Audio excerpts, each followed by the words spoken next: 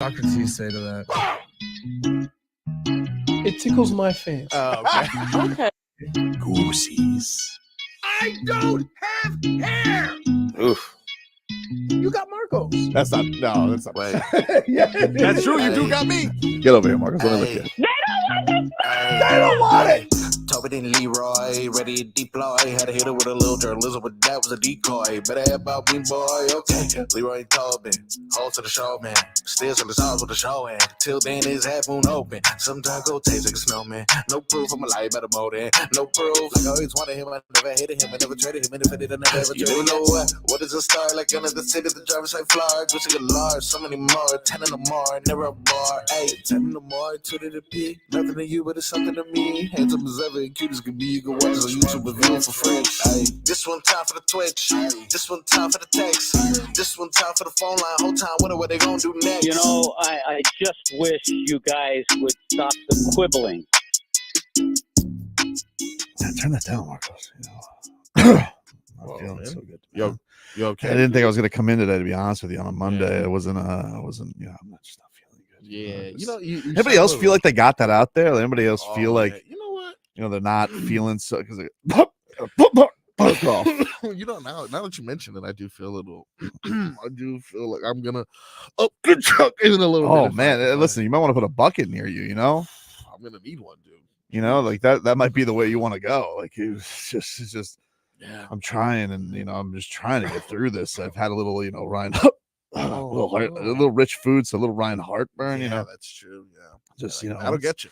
That'll get you. It's just it's what's going to happen when you go and you take out Boston, and just dominate them 6 straight in their building, which is basically like Barkov's timeshare right now. And essentially, these are all just so many symptoms, feelings, and they tried to disrupt my sleep with pulling the fire alarm, and I guess these are all just cases of I just want to know if other people are feeling this right now, because 305-567-0560 if you're feeling the way I'm feeling, because I think I've just come down with a bad case of Eastern Conference Final. God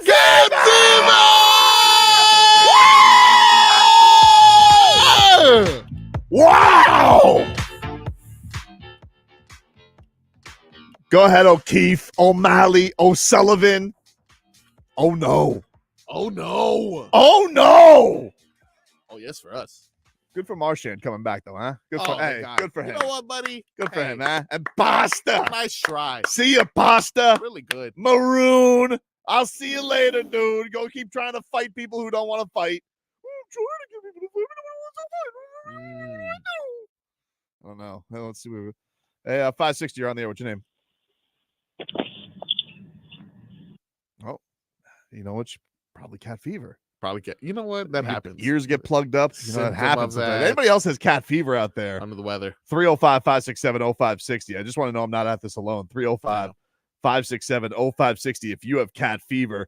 But what a day, man. What a day. Like, I know it's tough because it's like, hey, that happened 3 days ago, and we have a lot of things to get to, like making fun of the Knicks. Oh, love that. But first and foremost, the Cats and what they were able to do in this Boston series. I got to be honest with you, man. This playoff hockey is like a drug, because the highs and lows, you really are just like bottled up with this this feeling of oh my God, are they gonna do this? Are they gonna be able to pull this off? What's happening here? Every save matters, every block matters. Power plays, 4-minute minor, double minors. I gotta sit through.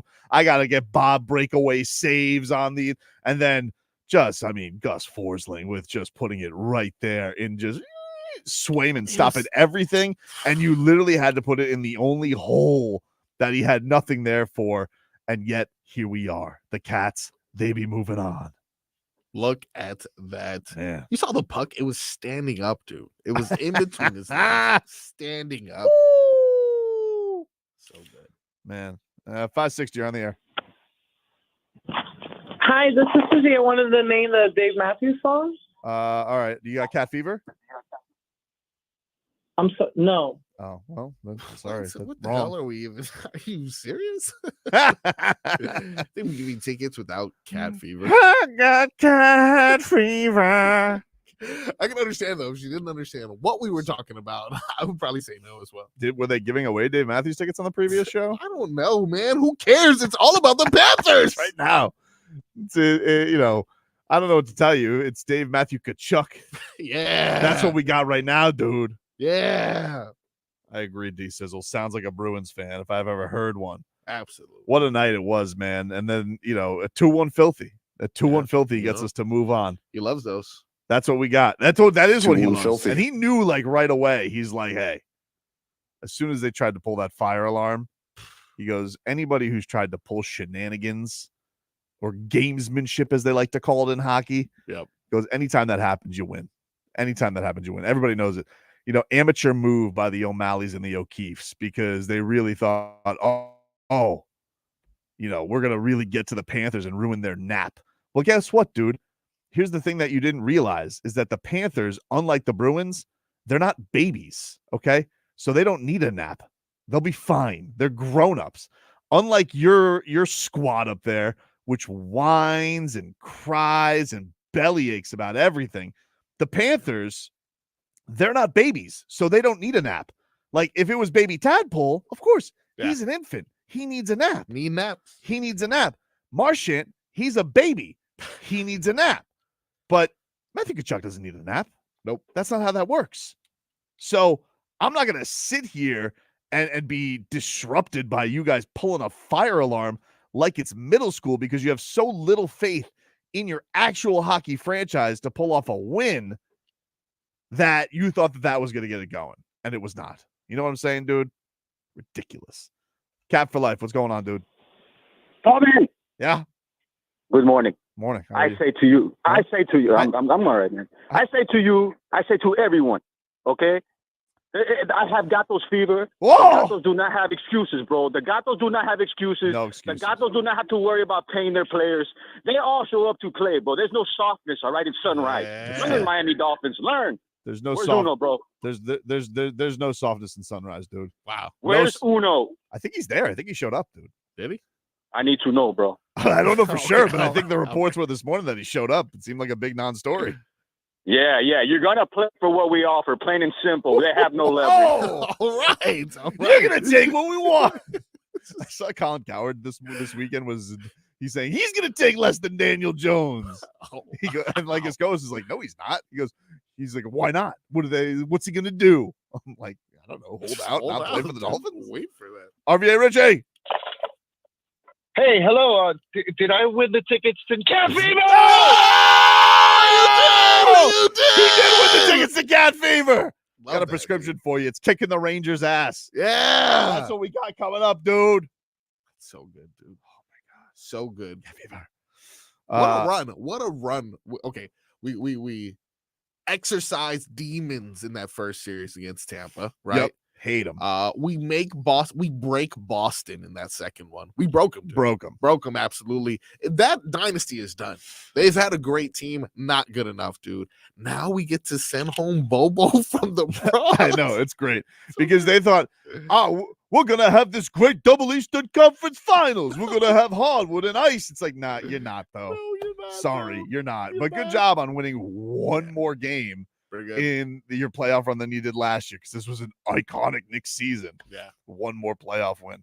560, you're on the air.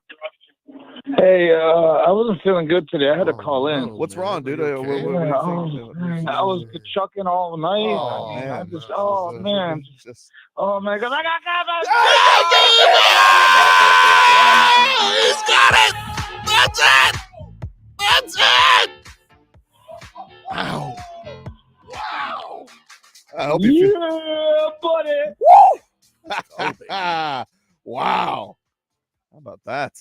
All over the place. Running rampant, dude. It is running rampant. It's a pandemic. It's a pandemic. It's all over the place right now, dude. It's a pandemic. We're taking over, and now everything gets going on Wednesday. Yeah. We're hopeful we're gonna get somebody off the practice ice tonight. Today. They All should of be this. done. They should be done like in the in the 12 o'clock hour at some point. So I believe nice. we will get somebody. I gave them a rampant list. I did not nice. give them Bob because I don't want to get yelled at. That's fair. That's fair. Okay, I appreciate that. No mush. No mush. No mushies. Yep. No mushies. I'm not doing that.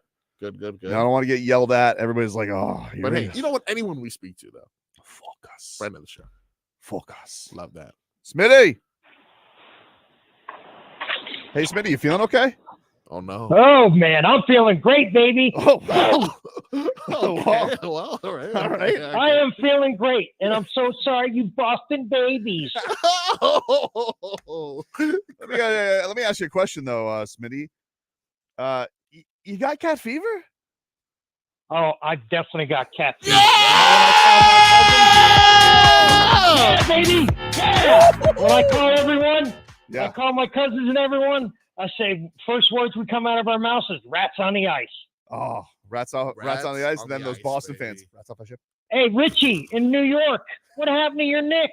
Yeah! The Rangers are next, baby. Wow. Okay. Love Wow. that. What a day, man. Well, the only thing, like I said, the only thing that sucked is I had to wait 2 days to celebrate this. We're going to be celebrating the Cats all day. We'll hear from them and Paul Maurice and Matthew Tkachuk and Gustav Forsling Yeah. and the whole lot of them. Barkov with the greatest block you've ever seen in your my- life. I didn't even know you could do that. Yeah, he Can can do you? whatever he wants. He can do He whatever can do everything he wants wants. with his Thanos glove. Look at that. Stops it. What? Okay. And was then that he won the hockey award yesterday for the best defender of best players. He's won it. I don't remember what the award is called, Okay, what was but he that? won the award What- yesterday. What are we talking about? Oh, dude. What was the name of the award? Hockey's got a lot of awards. Oh, do they? And he won this award yesterday. Yeah, uh-huh. And I think it's the Selk trophy Oh, everyone or knows about- Selkie. I'm not really sure. Okay, you're not doing. I'm well not, with this. but it is the best defensive Yes. forward in the league. Second time he's won that. Yes. Look at that. And Matthew Tkachuk says he is playing the best hockey on the planet right now. Hard to argue. Man, it really is Hard to argue. Hard to argue. We will continue to celebrate the Cats. Leroy's off today. Leroy's off today. Why? What? Is he golfing? I think he is golfing, actually. All right. Well, I mean, avoid wherever the hell Louisville is, Oh, man. please. Yeah. Anyway, we'll take a break. Those headlines in Cat Fever brought to you by the new Palmetto Ford Truck Supercenter. Why buy your truck at a car store? Palmetto Ford. We know trucks. Back with more after this.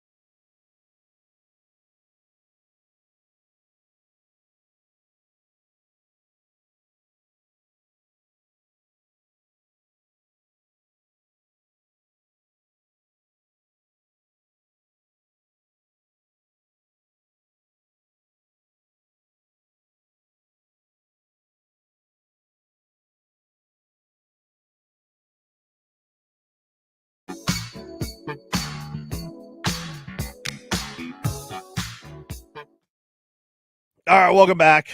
Tobin and Leroy here with you. Leroy's out today.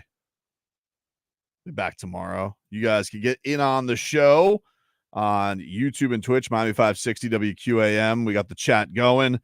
And you guys can also call in at 305-567-0560. Unless you want Dave Matthews tickets, it's not going to work. Yeah, I was going to say, please only call in if you have cat fever or you have something to say.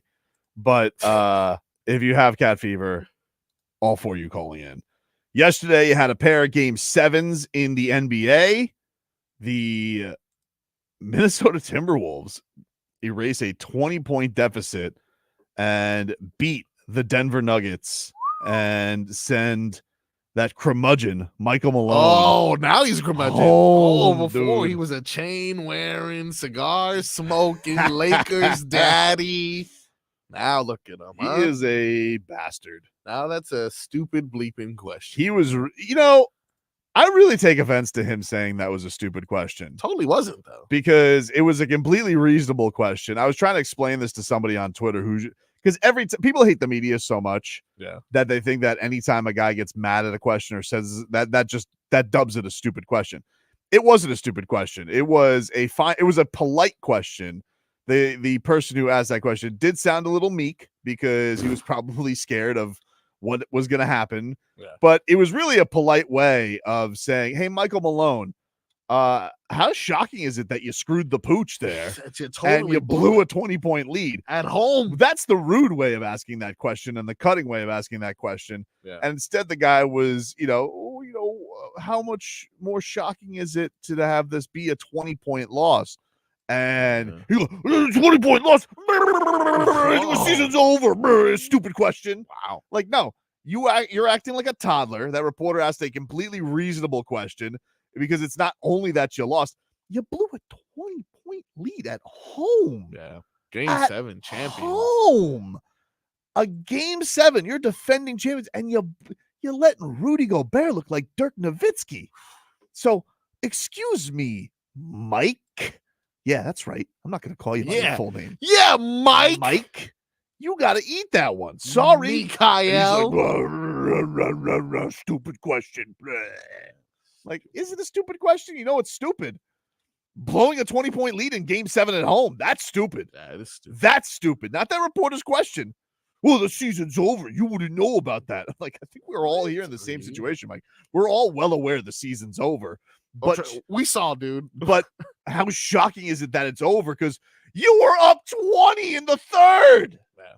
People were calling for Rudy Gobert to be benched, and you let him look like Dirk Nowitzki. Rudy Nowitzki. Ridiculous. That was ridiculous. Sitting here. Ooh, that's a stupid question. I have the exchange. Do you want to hear the exchange? I do want to hear the exchange from that curmudgeon bastard. How hard is it just to absorb a loss like this after going ahead by 20? Next question, man. The season's over. That's what's hard. Being up 20. The season's over. You don't understand that. The season's over. It's hard. Stupid questions. It's really not a stupid question. It's a completely reasonable question. He's lashing out and he's being a bastard. So -1 to Michael Malone. Yeah, no, that's fair. For lashing out. It's ready. a completely reasonable. -1. They blew a 20-point second half lead for lashing out. So, okay, let's take away the 20-point option of the question. This is the question you wanted me to ask then. How does it feel to have the season end? Yeah. Not That's a stupid question. A stupid question. That's a stupid But question. how hard is it to absorb it after? Yeah, it's a completely reasonable question. That's more shocking. That's stupid. Actually, you're a stupid question, Michael Malone. Okay. That's what you. And by the way, what happened to your culture, dude? Oh yeah. What happened to it? What was that? Blow the biggest lead ever in a game 7 culture? What was that? I don't know that culture. Interesting. One-hit wonders. Dang, I didn't think it was going to end this way, dude. I thought they were going to be winning championships for years. Me too. I didn't think anybody was going to be able to stop that fat Serbian. I never thought that was possible. And you know what? He did have 35 and 19 and 7 yesterday, but he was horrible from 3. Yeah. When they needed it most, to be honest. And the problem is, and this is a problem that we experience every time we go to the finals, there's always this random ass guy we just signed him with the Patty Mills. But most recently, it was Aaron Gordon, or it was remember Chris Brown, but not Braun. It's Brown or whatever the hell. Yeah, it's not Brown. It's like his name isn't spelt that way. Whatever. I hate that kid's name. But essentially, they didn't have any of those performances from any of those role players, and they suffered. They didn't have Bruce. They didn't have Bruce Brown. You know, they don't. Correct. They don't have their the former Kane there. But yeah, man. That one definitely was. That one was stunning because I really thought this team. There's no way a champion at home is going to blow that, let alone they're going to blow it with Anthony Edwards not really having a great scoring game. It's not like anybody had a crazy game. Like you were to tell me like, hey, here's the scenario, Tobes.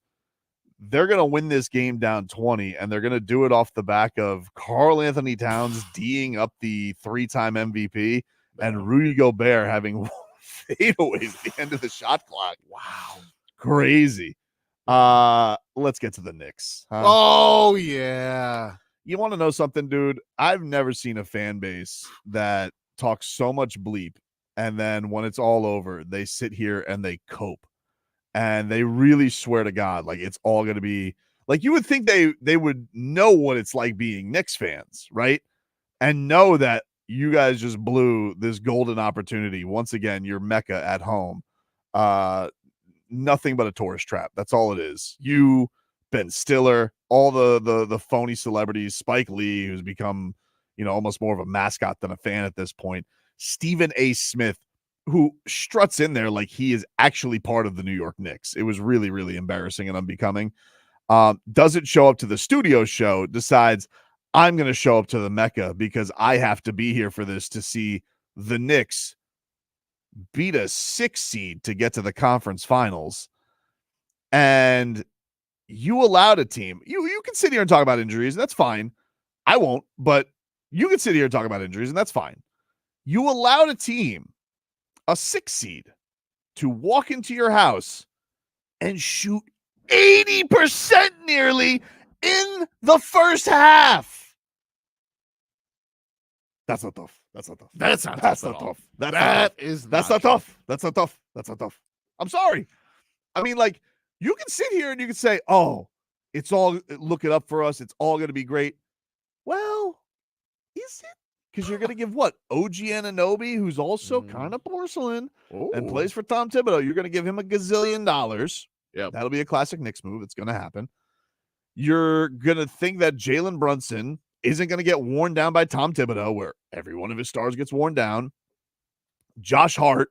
I mean, nobody gets more credit for playing 48 minutes and giving you 7 points than that guy. That Dante DiVincenzo is somehow going to be Ray Allen. But it's all going to work out for you. And you think that it's going to be greener pastures. And I'm going to tell you, Knicks, this is probably the easiest path to the conference finals ever. And you blew it. You blew it. You showed up to game 6, dressed for a funeral, and that never works out. These gimmicks. I don't understand. It never works out. And so, okay, you blow that. And then you have Josh Hart because you blew it. Josh Hart doesn't get extra rest. So he's got to play with a tweaked ab. And I don't know what they shot OG Anunoby up with, but it was not good enough because you made him play. He very clearly should not have been playing basketball. But you're so obsessed with your mythology and your fantasy that you sit here and you're like, this is going to be the next Willis Reed moment. And so they got to throw up the grainy footage. They got to show up the grainy footage from the 70s and act like it's going to be a thing. And instead, he can play 4 minutes for you. He does hit a cool fadeaway. But instead, after he goes to the bench, unlike Willis Reed, then they shot 80%. And all the mythology was up like it's nothing. And they're all going to sit here and they're going to say, orange and blue skies forever, the Mecca, bro. And I'm here to tell you, probably not, though. Probably not. Probably not. You're the Knicks. Yep. That's what you do. They will disappoint you. You will sit here and you will cope. And you'll be like, it's going to be so much better for me. Yeah, that's what you guys said last year after you beat the Heat. Or after you went 6 with the Heat. And the Heat beat you, you're like, well, it's all up from here. And okay, you guys were the 2 seed this year in the clunkiest 2 through 8 in the history of the Eastern Conference. Congratulations. You won it by like a half game after 3 teams tanked for it. So you were the 2 seed. Congrats. It took you every bit of fight to beat a Sixers team where their best player had half a face. And and so then you come and take on a Pacers team that doesn't even believe in defense, and you allow them to come back not once, but twice in the series. And somehow your reaction to this and the idiots around the national media and their fans are, I'm so proud of you guys. I'm so proud. I'm so proud of you. Like, what are you proud of? What are you proud of? Tuck tail. Go to the offseason. Don't chant Knicks in 8 outside the Mecca when you just blew 2 straight games. That's horrible. That's so embarrassing. And by the way, it was the weakest Knicks in 8 chant I've ever heard. I mean, like the biggest losers of whatever YouTubes that those Knicks TV fans do. That's who's doing that. Bing bong. What do you mean Knicks in 8? What do you mean by like Knicks in 8? No, that doesn't happen. Even if you were to win game 8, it's tied. I saw yesterday. They're like, it's like, look at Jalen Brunson and Josh Hart getting out and saying goodbye to the Knicks fan. It's like, oh, great. Yeah, they should be used to it. That's what they do every year. Go home in disappointment. And hey, Jalen Brunson, amazing story. Good for him. Bravo. No, he did great. Good for him. Yep. I mean, your team was down 20 before he got hurt. So let's not act like this is a part of the equation. Yeah. Like that's a little bit silly. But look, he's had a good playoff run. He's had a great playoff run. He's had a great season. For sure. Who's had a better, they've fallen in love with him. But that's hey, I'm not feeling extra bad for you. That's literally been the story of the playoffs. Everybody has the Pacers got to take on a Bucks team. No Giannis, no Dame. Yep. The Celtics got to take on a Heat team, no Jimmy Butler, no Terry Rozier, no Donovan Mitchell. It's the name of the game. That's how it is. You don't get extra sympathy from us because you're the Knicks and because you've been losers longer. That's not how that works for me. So kiss my ass. You once again, all that bluster and all that bravado. You won one more game than you did last year. You go, boy. One more game. And you can sit here and I can see the celebrity fans be like, oh, imagine what a parade would be like. No, you're right, Peter Pan. Keep imagining. Keep imagining. Okay? It's like Winnie the Pooh. All right? Elephants and woozles and weasels and woozles. It's like, wow, fiction in your head. That's all it'll ever be. So, great. Oh, we fell by the wayside. Oh, wait, let me get this straight. You mean the team that has a coach who plays guys 45 minutes into dust they wore down by the end? Congratulations. I just checked Ben Stiller's Twitter. What did he say? Very quiet. What did he say? Just did you not see him call timeout when they got to within 7? Yeah, I did see that. Great. That always also works out for everybody. This is so great. A lot of tears this weekend. A lot of tears. Great. Boston tears. And people will tears. Just so we're clear, everybody. Mets tears. You can sit here and you're like, oh, Tobin, come on. Hey, come on. Don't compare franchises. Come on. Don't be embarrassing. All right. You guys got your one up on Pat Riley. Okay. When Pat Riley kept banging his head against the New York Knicks in the playoffs, that was your comeuppance on him. It hasn't been the same since. Okay. Yeah. They haven't been close as franchises. Stop talking about it. And stop imagining like you're going to go and get this amazing orca this offseason to complete the Infinity Stone, because you won't. And trust me when I tell you, Tom Thibodeau is going to have Jalen Brunson looking like a 40-year-old by the end of next year. Ran them all into the ground. Ridiculous. Great. Could you imagine what a parade was? Dude, you lost. Hey, you want me to start imagining parades? You lost to the 6-seed Pacers. And you coughed up 2 series leads, and in your precious Mecca, you guys let him shoot 77% in the first half. Wow. And you want to talk about injuries. Embarrassing. Embarrassing. That's why what Pat Riley has to say. Just keep your mouth shut. Anyway. That's good advice. I am lashing out. Well, it's okay.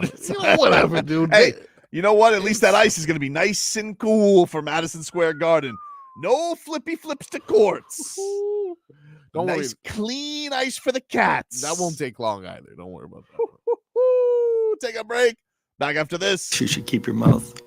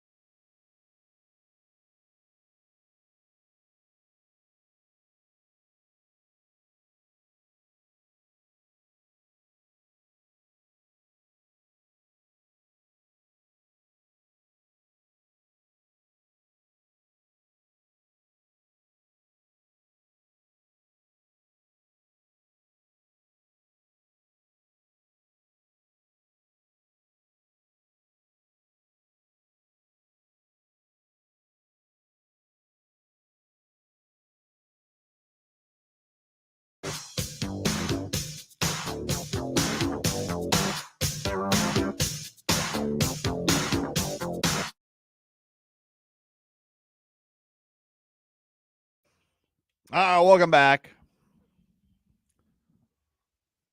Tobin and Leroy. Happy Monday, everybody out there. Busy sports weekend. Shout out to the Marlins. They win back-to-back series. They had a 4-game win streak in there. Oh, we got them right where we want them, baby. Right where we want. Now, they did lose yesterday. Alrighty. Sixto Sanchez brought his gas can to the mound early on. Skip Schumacher was not happy about that. But even still, back-to-back series wins. They had a couple of they had 3 straight shutouts, I think, there by their starters. So that was nice to see for the Marlins. I know that the Mets aren't a first prize or anything like that, not that they ever are. But the way that they have been playing, it's got to be nice to have any kind of light in the tunnel for the fish, especially with the way this season has gone. So good for them. 2 out of 3 for the Marlins, and trying to get things a little bit right. Trying to get things a little bit right as this season. Is there any hope that this can still somehow be a good, decent season? Or are we too far behind? I just think they're too far behind. I mean, right now, because even Peter Bendick said that. He goes, the likelihood of us making the playoffs, not great, Bob. I mean, they are, still 6 games back of 4th place. So early too. I know. So far. I know. It was a big hole they dug themselves. It was a historic hole, actually. It was it was a historic, and now they have a first place team coming in here for this week. And so if they get this one, though, if you beat the Brewers, and maybe you'll get a little bit of good feel goods going. Right. A little bit of feel goods going. I'll take that. But they're gonna have to mix it up a little bit, dude. They're gonna have to mix it up. What do you got to mix it up here today? Oh, indeed. The mixed bag brought to us by Broward Health. Well into your future. All righty then. Not gonna lie to you, it was an amazing weekend of sports all across the board. Did you say it wasn't or was? No, it was. It was. Yeah, it was an amazing. And I was totally locked in yesterday. The game 7 between the Wolves and the Nuggets. We talked about it briefly and mentioned how Rudy Gobert hit the absolute most ridiculous turnaround fadeaway I've ever seen him hit ever. And it was so inspiring, apparently, to Ant. He actually referred to it as the turning point of the game. This is him and Karl Anthony Towns after the game taking some questions on what they felt sealed the win for the Wolves. And it was along that run. I think it was something like 31-9, maybe even better than that, from late in the or early in the third to early in the fourth. Was there a sequence where you're like, okay, we got this. The game is back, turning in our favor?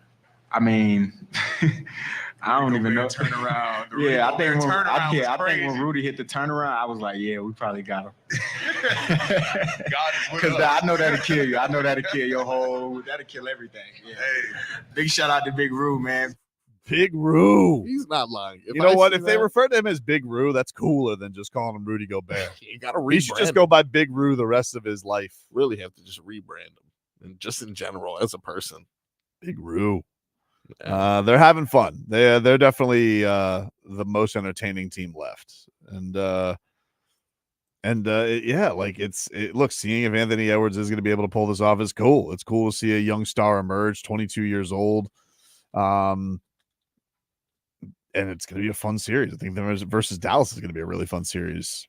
Yeah, there's a bit of a bromance brewing over there in Dallas. Seems like Luka and Kyrie are really, really bonding, and I'm like, they were a good team, dude. They were a good team. Yeah. They basically, I think since January, they were one of the best teams in the league. But, to see what they did against OKC is super young, so you can't really kill them too much. But yeah, Western Conference is deep full of talent, and then you look on the East, and it's just the Celtics, you better do it this year, otherwise, when are you? And now I think people are thinking that, Dallas is. It's I don't know. I think Dallas or Minnesota can both beat the Celtics. I don't know what to make of the Celtics. I really don't. They've really had the easiest. We talked about how New York had an easy ride. I really feel like they've had probably the easiest. Oh, ride, for sure. With all For these sure. injuries, they're not battle tested. For sure. They basically have gotten a bye, and I guess they earned it because they had a hell of a regular season, so good for them. But I really don't think they're a great team. I really don't. What has there been there's been breakout Derek White performances, but I don't remember like a staple game in their entire playoff run where I'm like, okay, this is the best team in basketball. I haven't felt that way. Pat Riley said that as he was drinking tequila up until 6 a.m. watching the game, but I don't feel like that. I mean, Do you think Pat Riley was drinking more tequila last night watching the Knicks? And he goes, maybe Jimmy was right. I think he was celebrating. Do you think Jimmy looks more right or less right as these playoffs go on? Because I say he looks more right. I mean, I don't think he was lying initially when I heard You probably should keep it to yourself, but that's not Jimmy Butler. Yeah. He's basically young Anthony Edwards as far as personality is concerned. Yeah. You probably should keep it to yourself, but he's not looking super wrong. Yeah, it's true. Because it was one of these things. It was funny. His agent over the weekend was reacting to something Bob Myers said. And I think that Bob Myers stinks on the broadcast. Oh my God. He is awful. Okay. How does ESPN keep doing it? How do they keep Udonis Haslem has been easily the best thing ESPN has had in the last 10 years NBA coverage. Yep. And they're just like, yeah, let's keep putting Kendrick Perkins up there. I don't understand that. I don't understand it. How Udonis Haslem is not their number one guy. Yeah. But he was like, this was the most inspirational performance against as an injury-riddled team. And then Jimmy's agent put the box score of game 3 of the finals for Jimmy Butler, and his performance is 40-point triple-double to beat LeBron and Anthony Davis, and he's starting Myers Leonard. Jesus. What a horrible lineup that was, too. He had a teenager, a Duncan Robinson who was mentally shook. Mm-hmm. He had to have talks within his hotel room. Myers Leonard, and then Jay Crowder. Yeah, absolutely. With Kelly Olynyk coming off the bench. Amazing. Going against, Hall of Famers. And then that was what, the Rondo Rebirth series? Also, Rondo's good again? He couldn't miss. He couldn't miss. The Lakers couldn't miss. KCP. Crazy. Yeah. Crazy. What else you got in the mixed bag? Something interesting. One more about this series before I move on. Are you seeing this thing that's been circulating recently about Tim Connolly? No. Well, apparently this man is the architect of both the Denver Nuggets and the Minnesota Timberwolves. Oh. In that he was an executive that worked for the Denver Nuggets as they were putting together this, dynasty of a team. And then apparently got bored. It was like, I'm just going to go to beat them now, and created the exact opposite team to beat them in Minnesota. That's what I would do if I was a genius. I would just go from team to team. It's just creating teams to beat your own teams. Yeah. That's sick, honestly. To me, I think that's once sick. You have to start paying guys $1 gazillion, where's the fun in that? Like, you want to keep building teams and find, man, that's a great team that they built in Minnesota. Between Definitely. Not even just Anthony. Like, anybody could have picked Anthony Edwards, number 1 overall. For Like, sure, the ping pong balls just went your way, but Jaden McDaniels, Nas Reed. That's like right there. People rip the Rudy Gobert trade, and I get it. Yeah. But it's kind of like once you hit on that many drafts, it's like you're allowed to go in, and Nas Reed wasn't even drafted. So like once you hit on that many guys, you can kind of roll the dice a little bit on something else. Yeah. Well, like I was mentioning, these two teams built in kind of like each other's shadow of like, what can we do to beat that team? And it's something that apparently Joker had taken notice of. This is him on the Timberwolves being built to beat them. I think they're built to beat us in someone. I mean, just look at their roster. They have basically 2 All-Stars, 2 probably the first defensive players in the year. Mike Conley, who is the most underrated player in the NBA, probably. I mean, I love the guy. He's so good, and he always makes the right.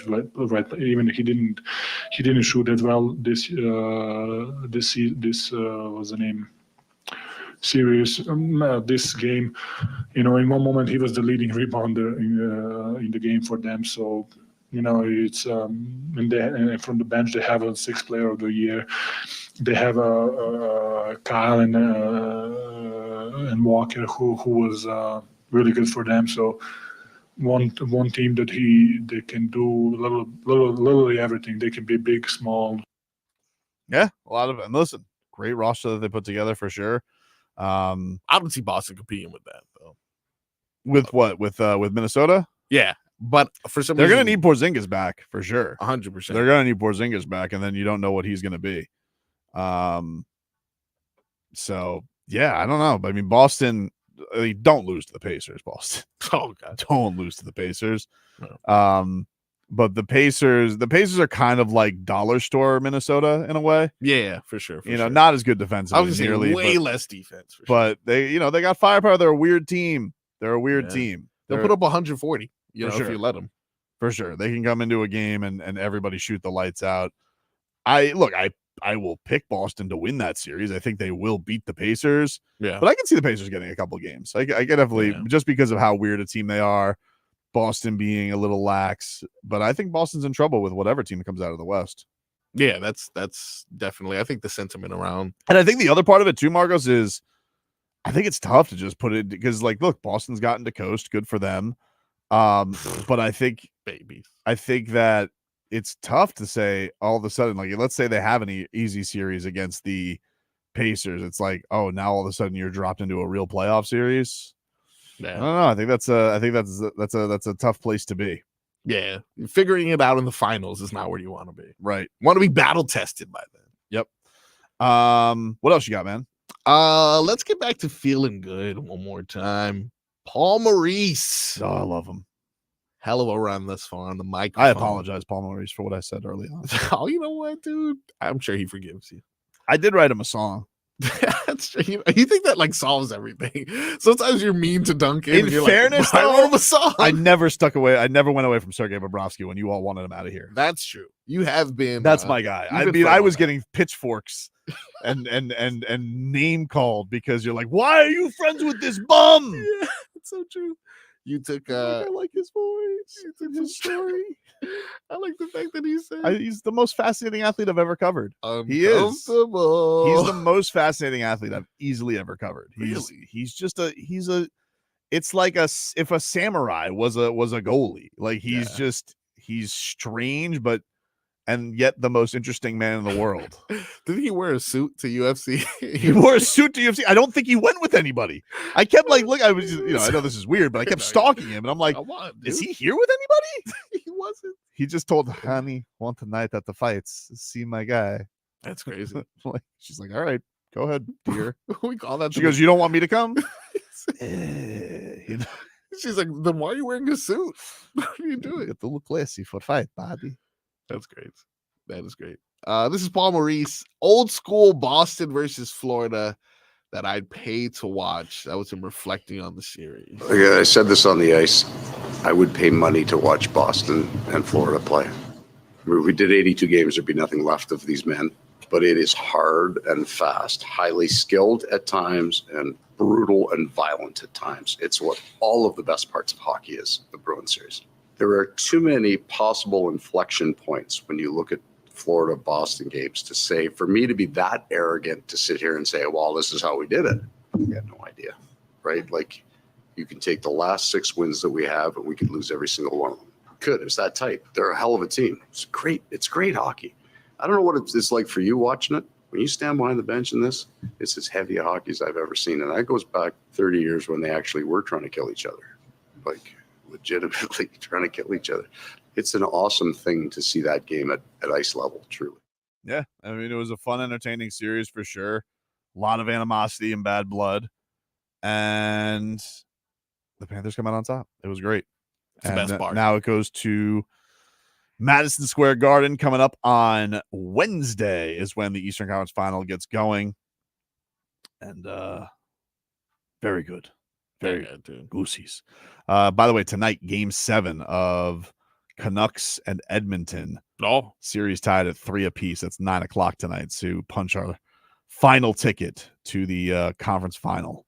So we got that coming up, and Wednesday will be Panthers Rangers 8:00. Didn't the Rangers sneak in? Was it a game 7 that they snuck in? I just know the Rangers had to score 3 goals in the. No, they didn't sneak in. No, they had a 3-0 lead. Oh, okay.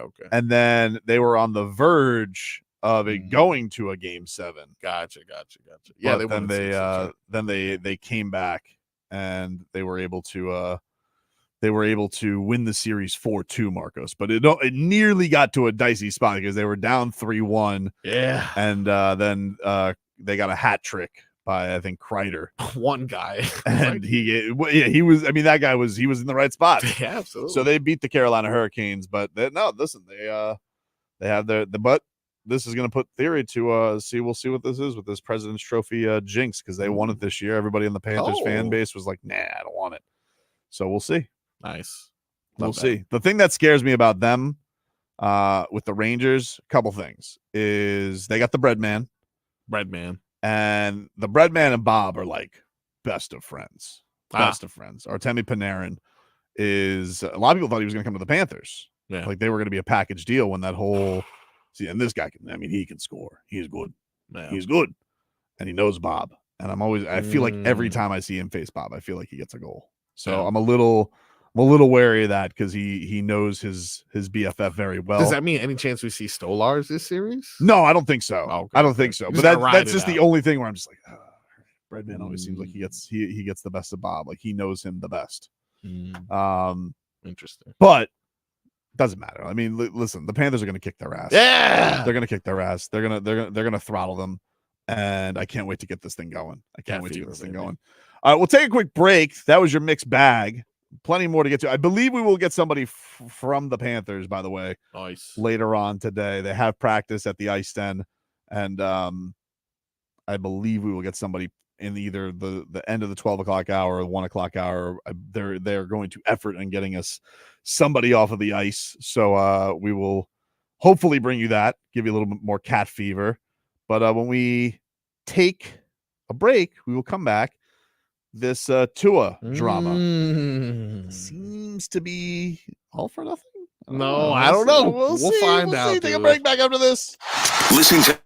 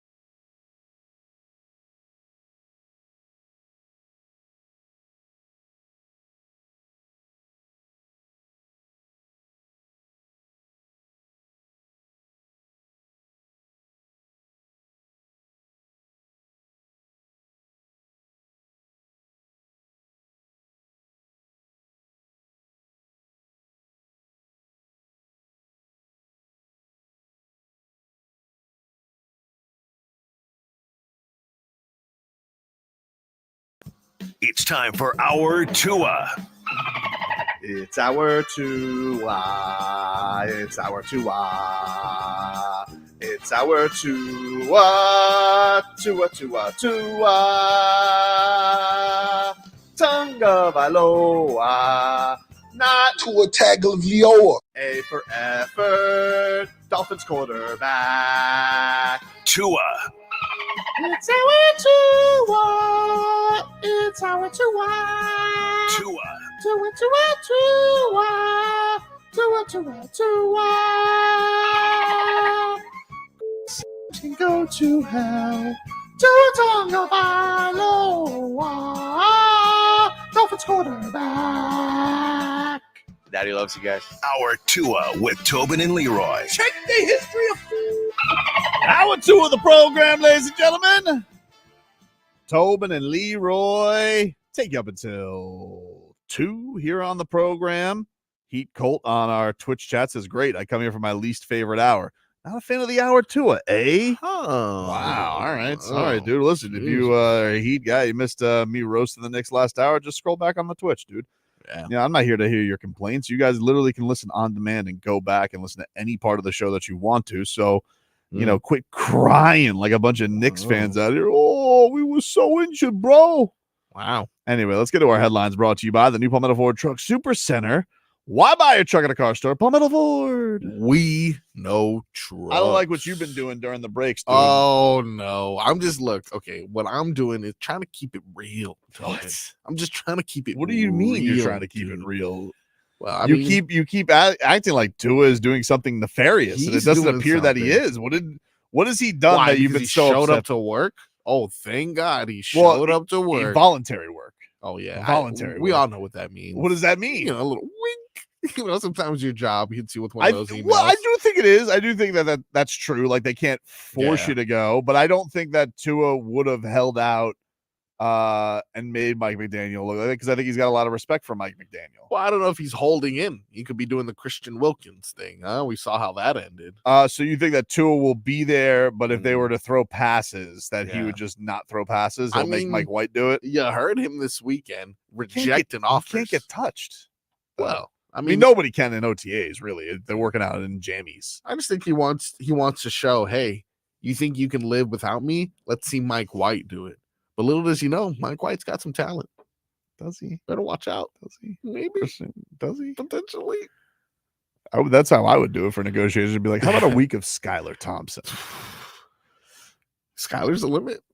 Not anymore. Skylar. Unless he's got Izukama in a preseason game. Oh, yeah. That's a good matchup. But I don't know. Here's the thing.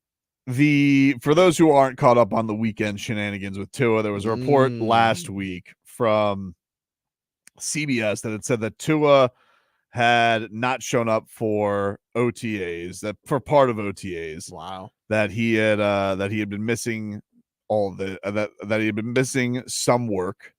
Now, it's voluntary. All they're really doing right now is like lifting and doing meetings.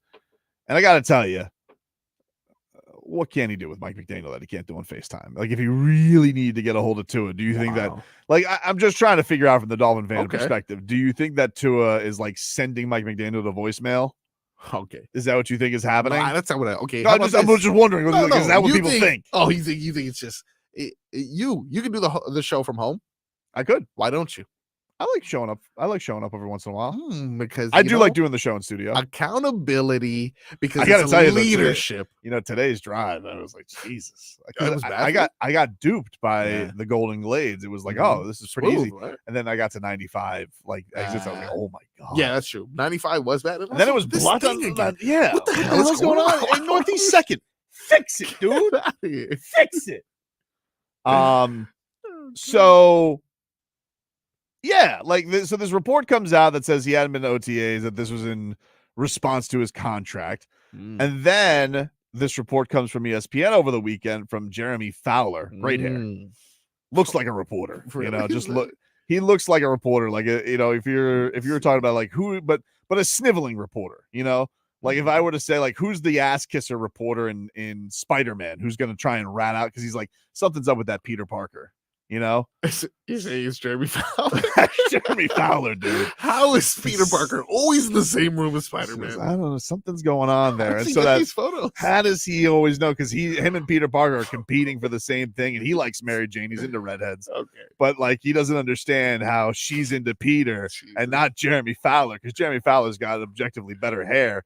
You know, and Peter Parker, I mean, depending on which one you go with, Tobin Maguire, who kind of actually looks exactly like Jeremy Fowler. If Jeremy Fowler were to have somebody play him, I would say it would probably be Tobin Maguire. But if you were to go with Tom Holland, Mr. Zendaya, are they still together? Report. I don't know, because I say they're not, and then J Fig yells. Okay. Well, J Fig will let us know whether or not Tom Holland and Zendaya are together. But either way, Jeremy Fowler looks like the type of guy who just wouldn't. He's just sick of Peter Parker always getting Mary Jane. Anyway, the point is, what a strange. Jeremy Fowler reports over the weekend, and he says that Tua. He says he has missed some OTA time. I've confirmed. It really could depend on how negotiations go with his contract, whether he starts to show up and is there full time. They have had contract talks, preliminary talks. I'm told the Dolphins made at least one contract offer. We know how these things go. The offer apparently hasn't been good enough. Wow. Or he'd probably be there full time. The market is pretty set. We saw Jared Goff make 50 plus per year. That's going to apply to Tua and to Trevor Lawrence. So, okay, so Tua rejected a deal. I don't understand what the problem is there. It's a negotiation.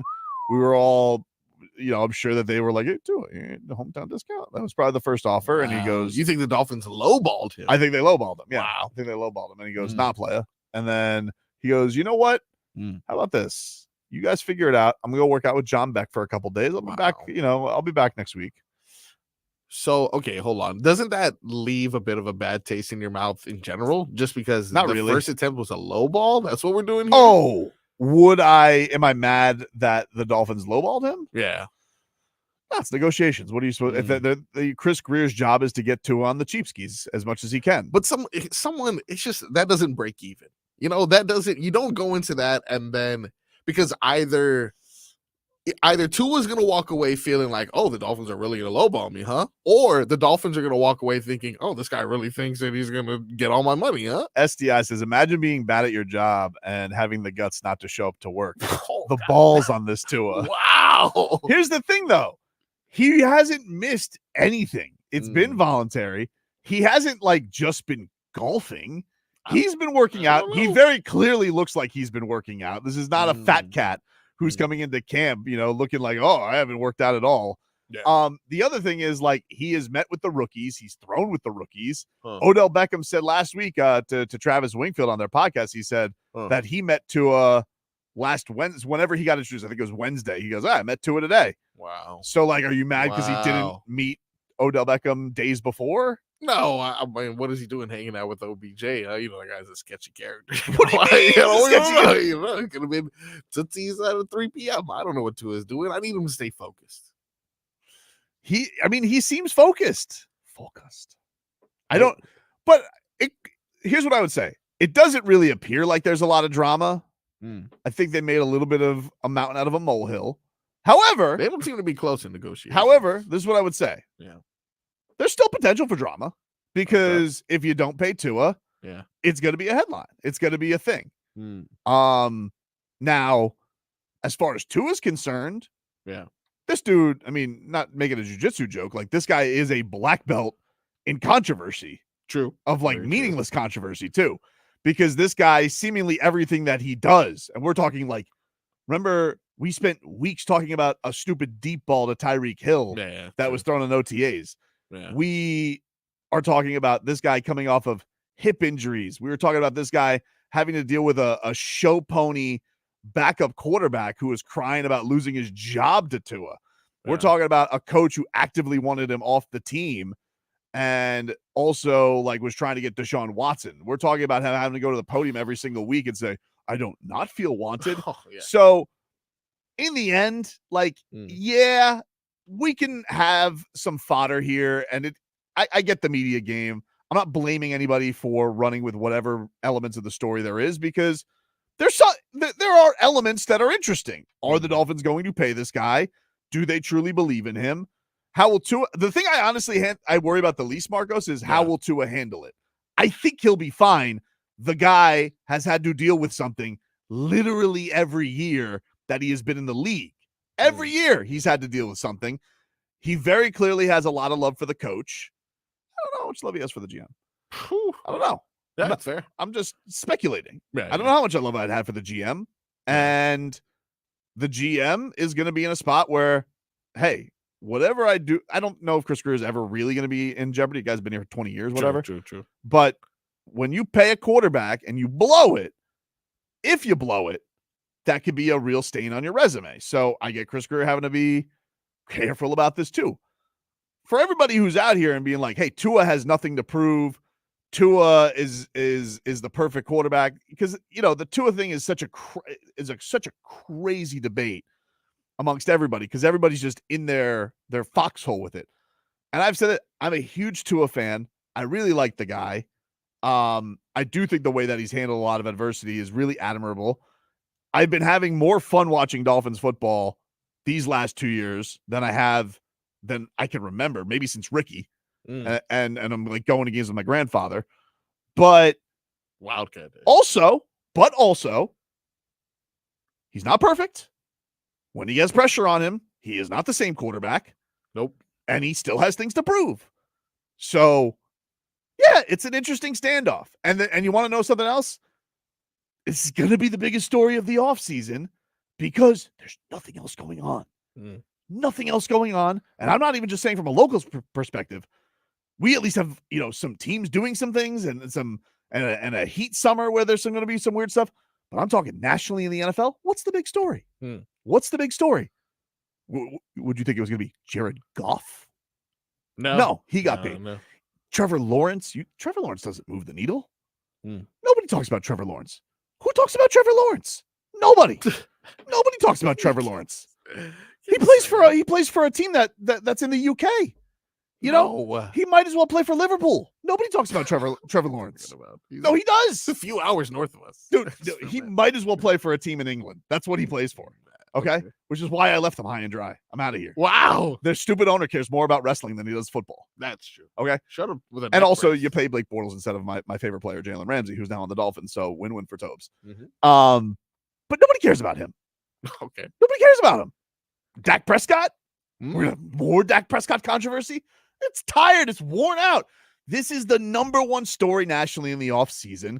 He's a polarizing figure for whatever reason. So any little movement on this is going to be a thing. Is this really a thing? Probably not, dude. Probably not. He's probably... what are your feelings that Tua would actually hold out of training camp? Because I'm going to go 0% that happens. Yeah, okay, look, I can agree that this will not affect us in regards to training camp. I think Tua is going to fall in line and be a good soldier. This is where I think it's going to affect us. Week 5, where Tua's like, my body kind of hurts. Don't think I'm going to force through it this week. That's where I feel like this contract issue. But Lamar Jackson got that staple on him too before he signed his deal. People thought that he could have pushed through for the playoffs, and he didn't. Yep, and he bet on himself. And he won, and he took him to an AFC championship. You bet on yourself, Tua. You take me to an AFC championship, you can have $60 million. How about that? But as of right now, $48.50. I feel like we're quibbling. $48.50. $48.50. What are we saving? Like 3 cents in the salary cap? $48.52. We'll take a quick break. More to come here on Hour 2. Back after this. This hour.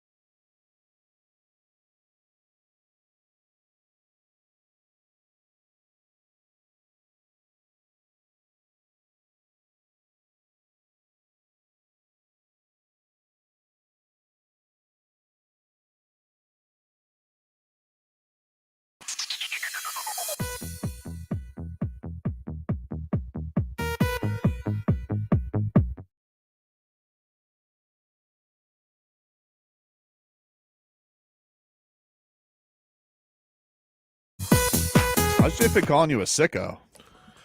Because she likes to claim that she knows that they're together still, and then we're talking about Zendaya and Tom Holland.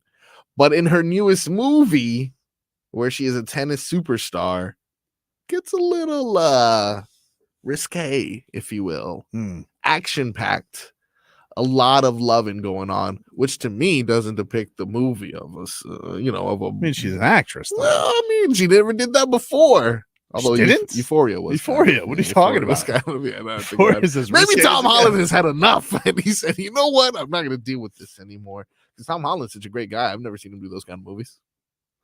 But anyway. Let's see. Mighty DR82 on Twitch. He says, anyone that doesn't want to pay Tua is a casual non-ball knower. Okay. And you can't argue that. It's science. You can't just say you can't argue that and expect me to be like, well, he said I can't. Of course I can argue that, dude.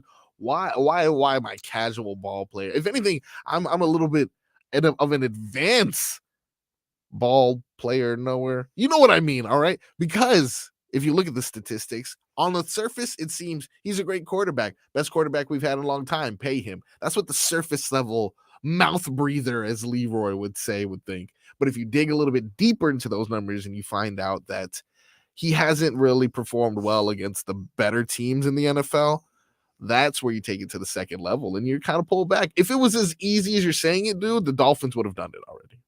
I agree with that. Because the word is on Jacksonville with Trevor Lawrence, even though I don't understand this. They're like all in on Trevor Lawrence, which is like all in. I'm crazy. Like, why? Absolutely. But, okay, you guys are. No one's gonna bat an eye. None of these guys, even as Cat for Life is saying with Jordan Love, if he gets the bag, like no one's gonna really. He had a great second half of last season. Yeah. I get it. He is definitely an interesting character from the fact of the injury that he's had, the issues that he's had in primetime games or that he's had against playoff teams. But also, dude, he put up sick numbers, and that was even with some stinkers. Like, think about the numbers think about what they would have been if he actually was decent against some of these playoff teams. Like, that's the thing is, I think that we could also leave some room for, like, the guy could still improve.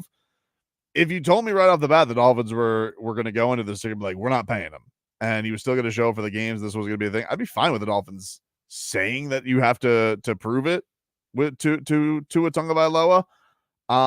But we know how it is with quarterbacks. Like, there's just a different level of drama. There's a different level of, like, there's not an urgency with Jaylen Waddle. There's not an urgency with Xavien Howard like there is with your quarterback. And I think with the Dolphins, what they're probably like hoping is they could figure this thing out, because people are saying, well, why don't you just franchise him next year? And it's like, I don't know. Maybe they want to keep that in the back holster for Snowman if they can't figure something out with Snowman. I don't know. But it's one of these things where I would pay him, but I get the hesitation on the other side. This is not one of those things where I have to be like, I have to just be like, you would have already paid him, is what you're saying? Yeah, I would pay him. I think Tua's good. How much? I would pay him Jared Goff money. I would pay him that. Okay. That's the running mill. That's the running spot for quarterbacks. Does he have to be the guy who should Tua be the highest paid quarterback in the league? Probably not. But that's not how this works. Yeah.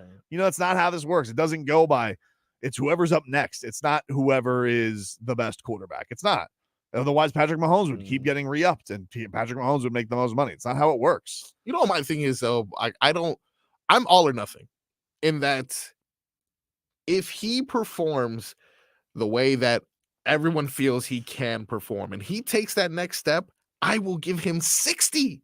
I will make him the highest paid quarterback in the NFL. No all problem. You want is what? One playoff win? What do you want from him? Yeah, actually, yeah. That's literally you just all want one playoff win, and Tua can get whatever he wants. But I don't want him to get carried in that playoff win, though. I don't want to. He has to be the reason for a playoff win. For sure. I need some staple, but he's checked a lot of the boxes. What if he leads it to a 12-13 win season, 1 seed, gets a bye, but they lose that next game? I can't do it then, dude. I can't do it. But again, I'll give him 60 if he gets. But other than that, then if he doesn't, though, if he shows that he is exactly what he has been, and probably like even somewhere like less, even if he regresses or something like that, then I'm cutting ties with him, kind of thing. Like, I'm ready to move on. You know what it's like to me, though? It's when you're paying quarterbacks now in the NFL. Yeah. you're just kind of accepting of the fact, like, I have to pay that guy a ton of money. Like, that's what it's kind of like the NBA right now, right? Yep. Like, does everybody deserve to get the superstar money? Does everybody deserve the $200 million contract? No, but that's what it is. Like, everybody gets it, though, right? Like, how many guys in this league are grossly overpaid in the NBA? And so when it's like the Heat are in this quibble with Jimmy Butler over $60 million, and I'm like, hey, but what are you going to do? You're going to give an extra $30 million to Tyler Hero with that money? Like, what are you going to do with it? You have to pay it. Yeah. You have to pay it. So, like, what are we doing? What are we quibbling over? So for people who are sitting here, be like, here's what I'd say. If you're the Dolphin fan, right? Yeah. And you don't believe in Tua, right? Just say you're the most hater of haters, and the Dolphins got Tua Tagovailoa on a discount. Yep. They got him for $40 million. Whoa! They got him for $40 million. Wow, talk to a me. year ago, Talk to that me. would have been crazy because you're like, True. we paid Daniel Jones $40 million?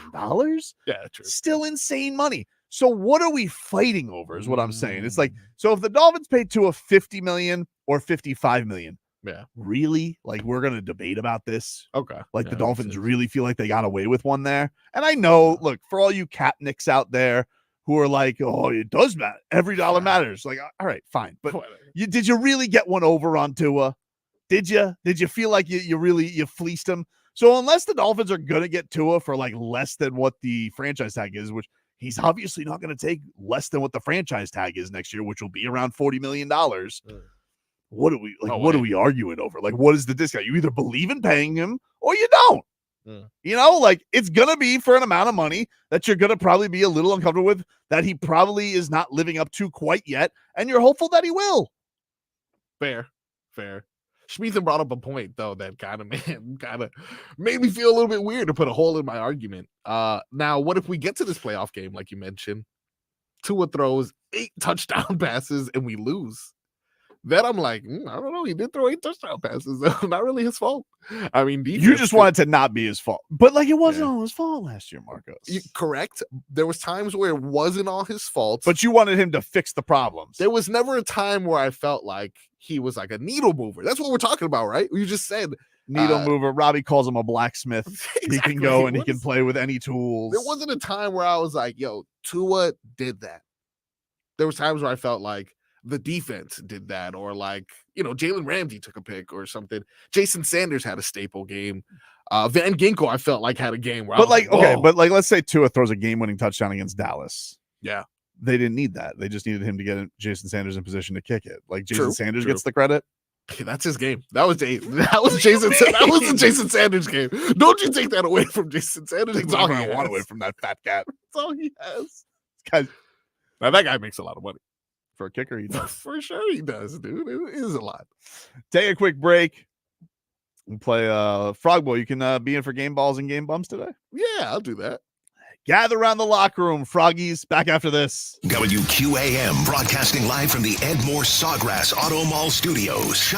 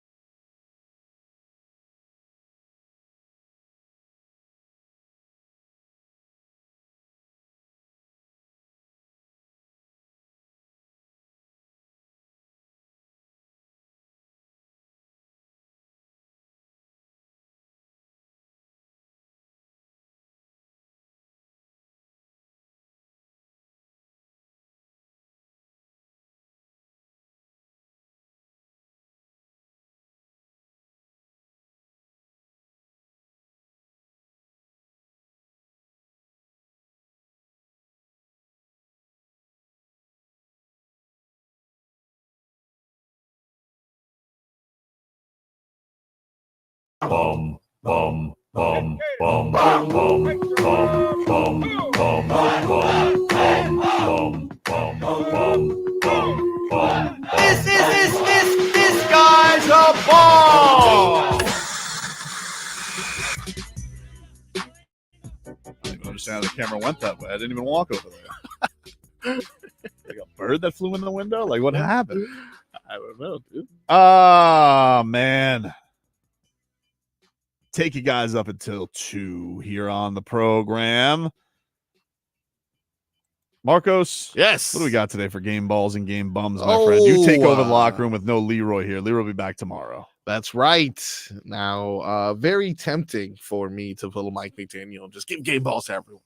Because why not? You know, I'm not bad. I do think one of the most adorable things is them putting Mike McDaniel on a chair so he could see everybody in the locker room. I think it's so cute. That is. My game ball, though, is going to go to someone who has been a staple in this entire winning streak and winning culture that has truly defined hockey in South Florida. Yes.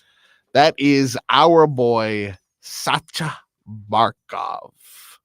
Aleksander Barkov, my captain. He indeed has played as well as anyone could possibly play.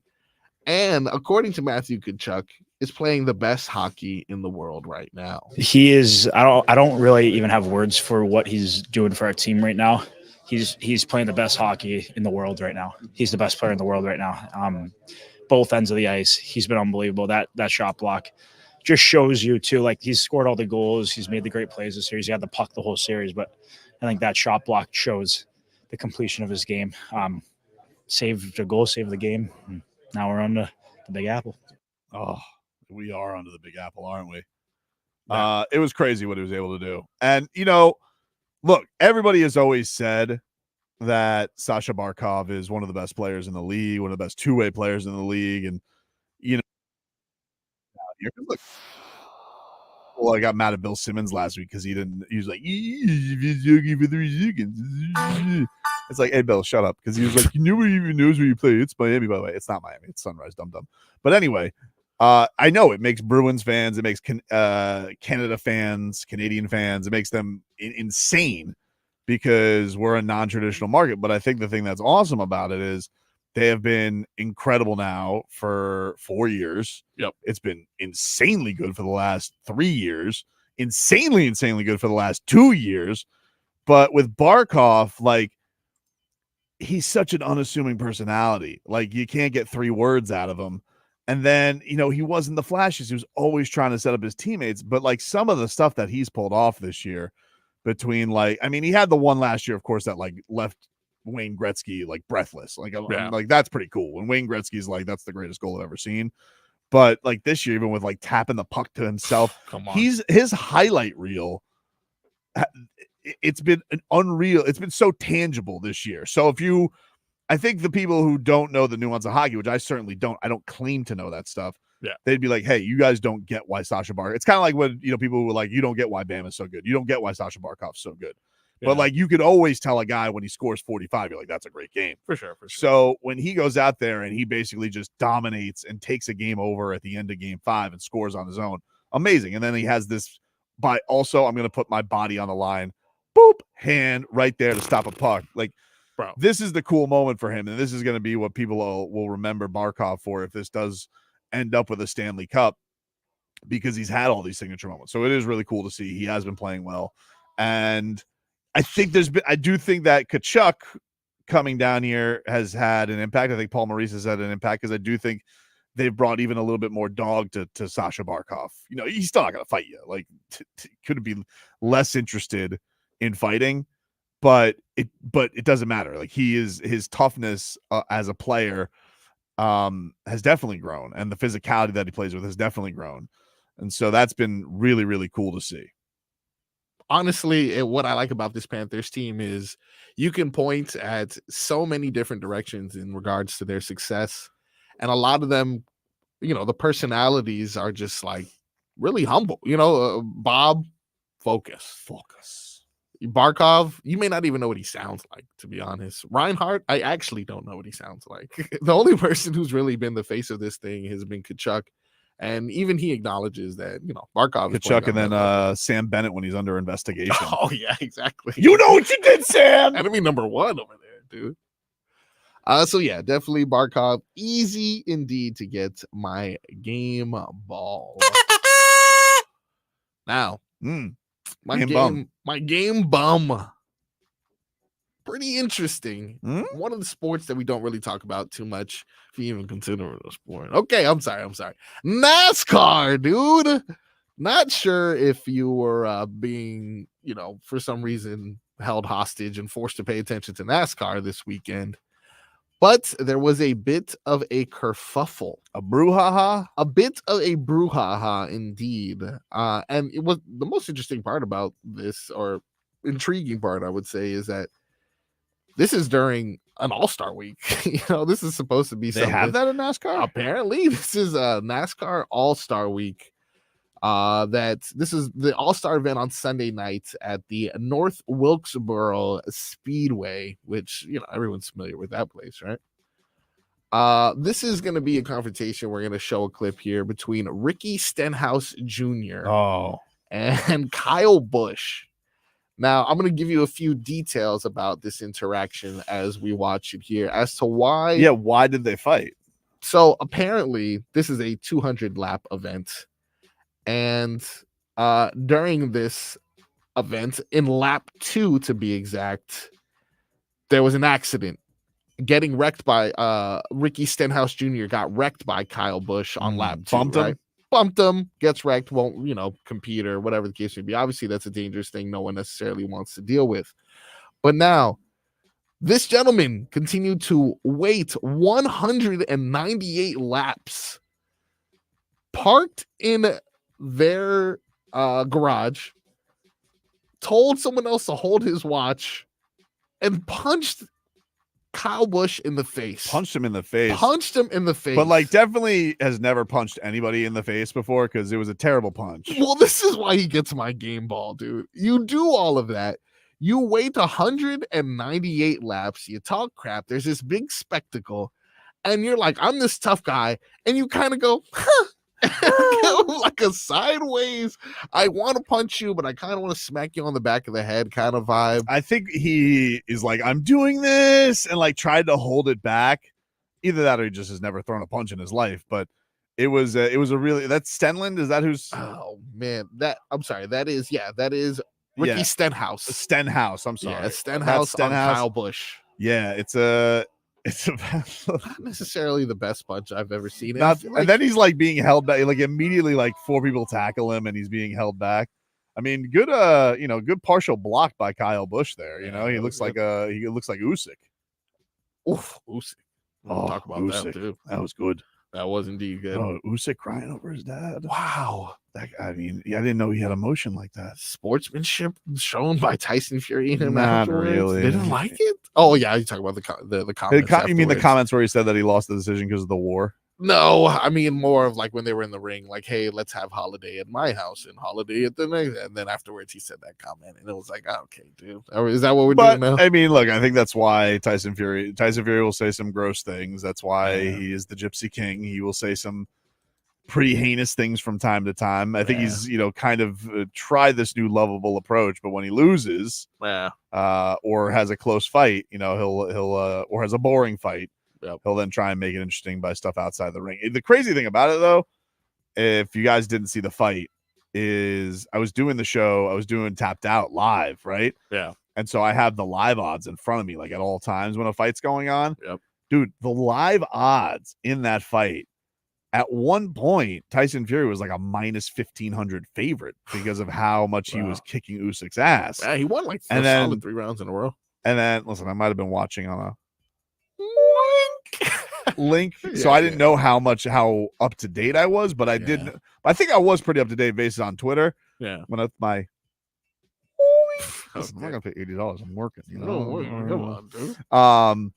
But I'm watching the odds get crazy flipping, and then all of a sudden they start creeping back to Usyk. Then he has the 8th round, which really was in his favor. You're like, oh, he's starting to kind of get the timing of Tyson Fury, because Tyson Fury just kept blasting him with this uppercut. And you're like, well, if he hits him to the body, that's always kind of been Usyk's weakness, even though he's never lost. Yeah. That's where everybody thinks that he's vulnerable. But I tell you what, there was a couple of crazy moments, dude, where in the 8th round, Tyson has done this thing, especially to Deontay Wilder, where he like really leans on his opponents. Yep. He's done this to a few guys where he's really used that size. Yep. And Usyk just shook him off like it was not. He just boom, shook him off and then goes boom, boom, just hits him with the straight left. And you can see Tyson Fury's like, yeah. And then the 9th round comes, and that's when the left hand really found a home and really hurt him. Yeah. And then it was crazy. You sent me this clip, and I remember I was watching this while I was doing the show, so I watched the fight pretty good. I had it right next to my iPad, but like I might have missed some details, but I watched the knockdown, the standing count happen while we were on the air. Yeah. And so I'm telling my co-host Sean, I'm like, oh my God, Tyson Fury they just stopped, like it's gonna be a knockdown. But I get people who are saying, I think that ref saved Tyson Fury. That fight could have been stopped. He was bouncing and bouncing and bouncing, and he wasn't there. No. He was not there, dude. He was not. But it's just hard with him because I've literally seen him die before. Yep. I've seen him die. So I can understand where the ref's like, I don't know. But no, that I can also understand where someone's saying, how much was that ref getting from the Fury? Well, and then you had the one guy who had Tyson Fury on the card. And I just, dude, I don't know how I don't know how you I don't know how you score that fight for Tyson Fury. I don't know. It's impossible. Because you would literally have to give him like every close round. Yeah. And that's which he didn't really even start boxing really until like a couple rounds in. Well, it's pretty crazy because it's like, and then the one guy had it 114, 113 for Usyk, and basically he's telling you like without the knockdown that the ref called, like he would have had it a draw. So we might have had a split draw, which is what my co-host was rooting for because he bet that. Right?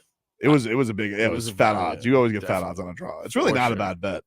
No, but it always gets us though. Every time. It does. Remember It's so Terrence enticing. Crawford? It does. That's what Keith Thurman tried to lean us into.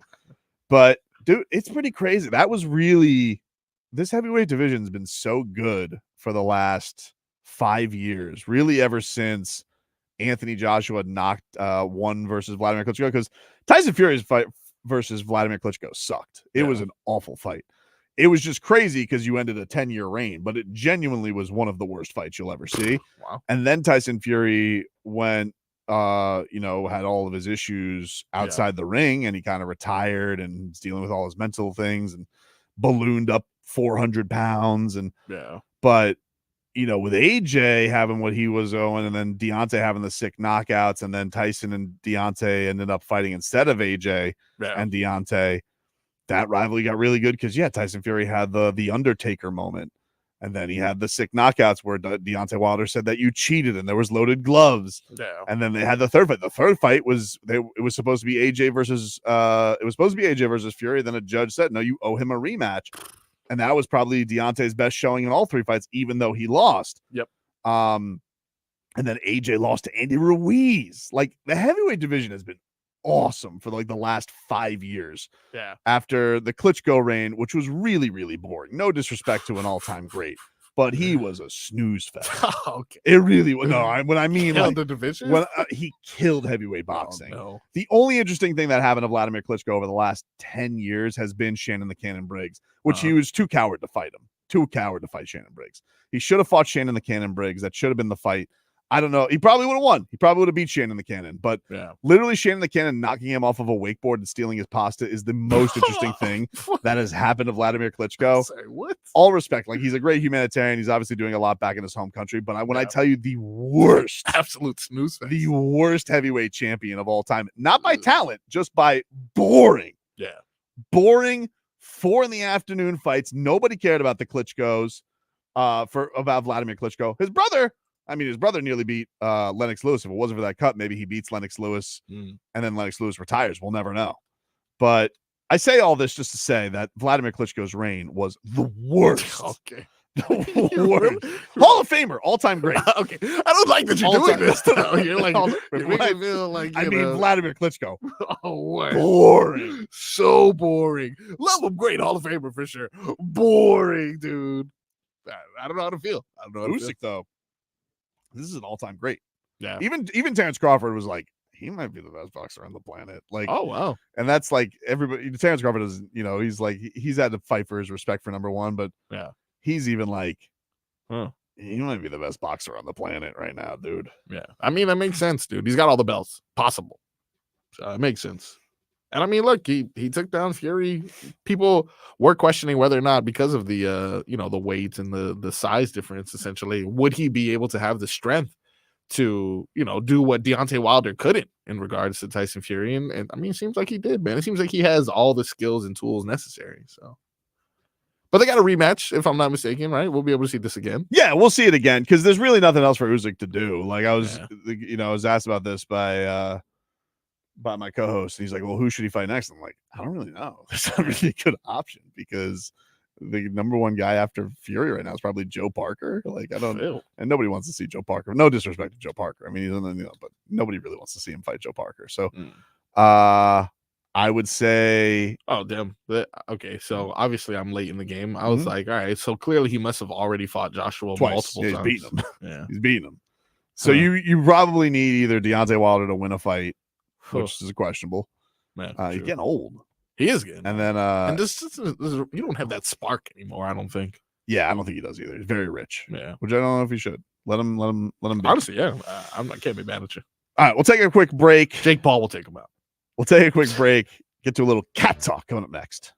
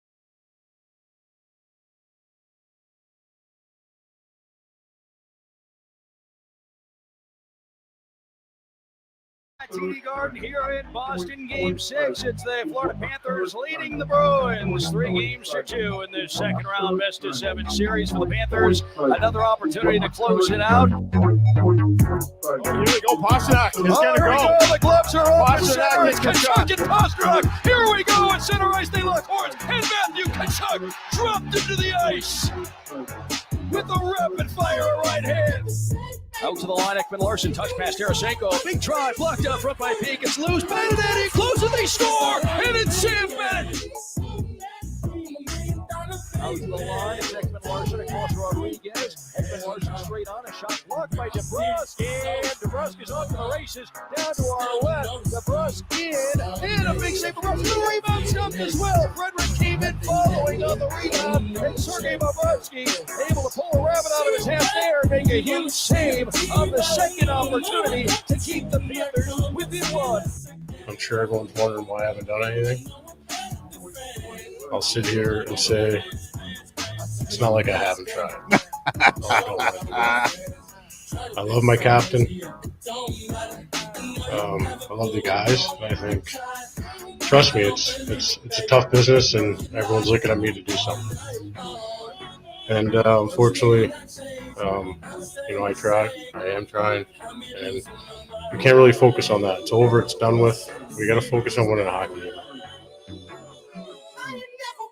Forsling jumps in the rush, dropped it off. Lundell, a long shot, save, Swayman, rebound. Forsling shot, and he scores! Gus Forsling picks up the rebound, and the Panthers take a 2-1 lead with 1:33 to play in the third here in Game 6.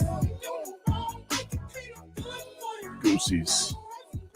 Cats moving on. Cat Fever is sweeping South Florida right now. Back in the ECF against the New York Rangers. We get going on Wednesday. Cat Talk here, brought to us by our friends over at Celsius. Hockey fans, don't sit this one out. When it's game time, make Celsius a part of your play and get that energy up. Game day is fueled by Celsius Essential Energy Drinks, the official energy drink of your Florida Panthers. Let's hear a little bit from Paul Maurice. There was some shenanigans going on. They tried to disrupt our Cats' sleep. Never works out, according to Paul Maurice. You know, it's superstitions, right? In my career, the number of times that something got messed up at a hotel, and we stay in wonderful hotels, this is not a complaint. The hotel we're staying at is gorgeous. But if something gets messed up, it's like a guaranteed win. So the alarm is going off at 2:00 in the afternoon, right? I didn't think I was sleeping today. But right around 5 minutes to 2, it almost happened for me. And then 5 after, man, that place was rocking. I thought, well, if this holds true, I guarantee we're winning tonight. So good, dude. Idiots. Pull the old fire alarm, huh? Grow up, Boston. You really thought that was going to work. You really thought that was going to work. Nope, not according to Gus, man. Gustav Forsling, after Swayman stops everything, Forsling puts the Cats up for good. Forsling, though, says, it's not the game winner is. I'm going to do what I do, which is play that badass defense. Yeah, I mean, I'm not usually the guy who scores the game-winning goal. I'm trying to defend out there most of the time, so it's fun to score always and help your team win. But I'll stick to defense. Yeah, Goosies, dude. All right, we'll take a quick break. We will talk to the Lamborghini coming on up later this hour. We also got to talk a little soccer coming on up because the Pinks. Oh yeah, incredible win over the weekend in the downpour. Rainy, dude. Weekend weather was Len trying to set me up, dude. There was hail at my house this weekend. It's been crazy. Dude. I don't like it. Excessive heat. Messi returned. The Pinks continue to thrive in MLS play. Leo Campana with a game winner, 1-0 over DC United. We will talk a little of the beautiful game with Lindsay Casinelli coming on up here. So a guest-filled 12 o'clock hour here on the program. The Lamborghini joins us at the bottom of the hour. We'll take a break. Back with more after this.